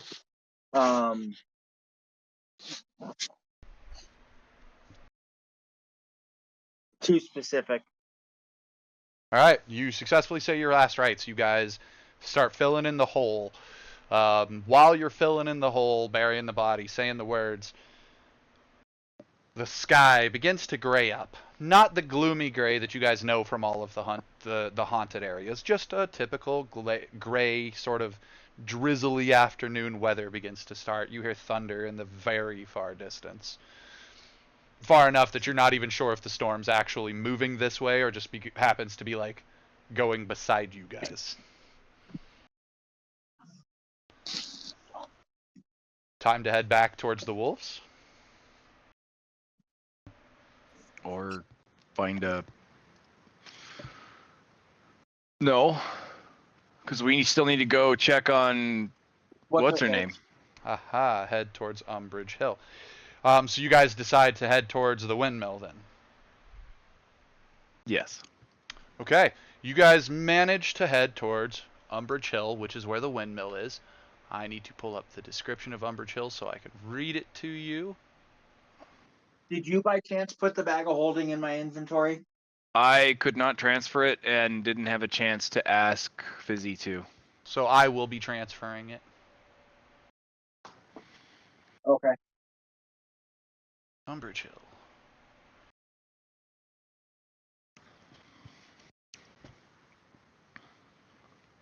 My next magic item I want is two rods of immovable rods. Built on the slope of a hill is an old stone windmill surrounded by an iron fence. The wind is getting stronger now because of this storm, and the thing is cooking. It's spinning really fast. I'm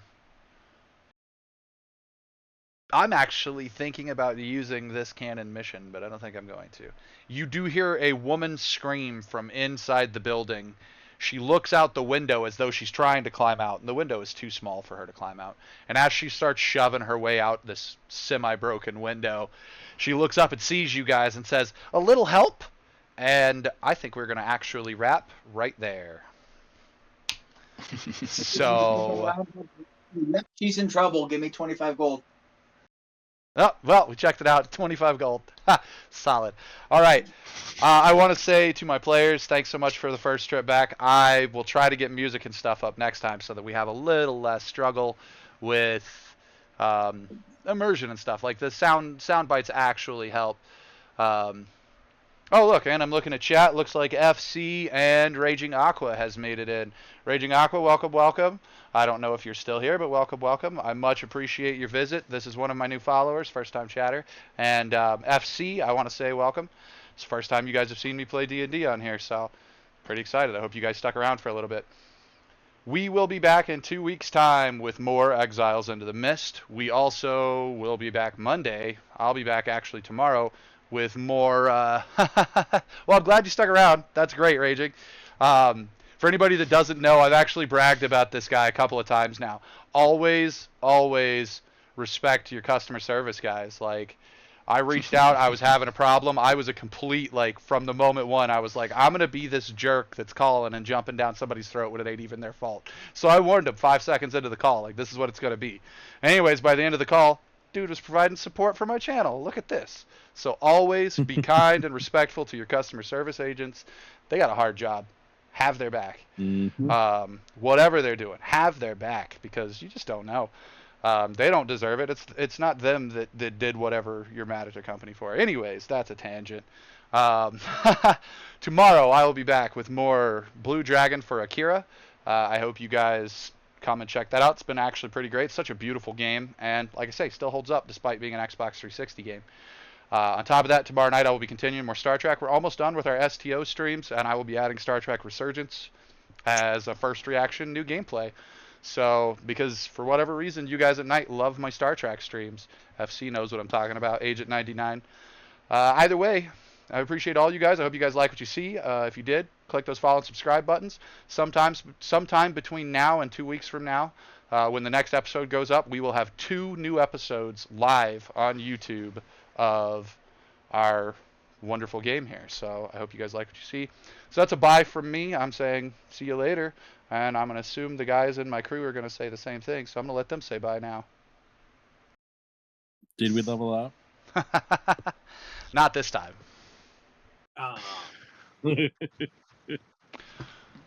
All right. Take care, Well, everyone. There we go. I was Have a about to say good that's one. the extent of the bye. Oh, hope I'm able to catch more of the stream next time. Just got back from Easter with the fam. Fair. I respect that. Well, hopefully you can make it next time. And happy Easter, everybody. I'm sorry I forgot to say that till now. Either way, we will catch you guys all next time.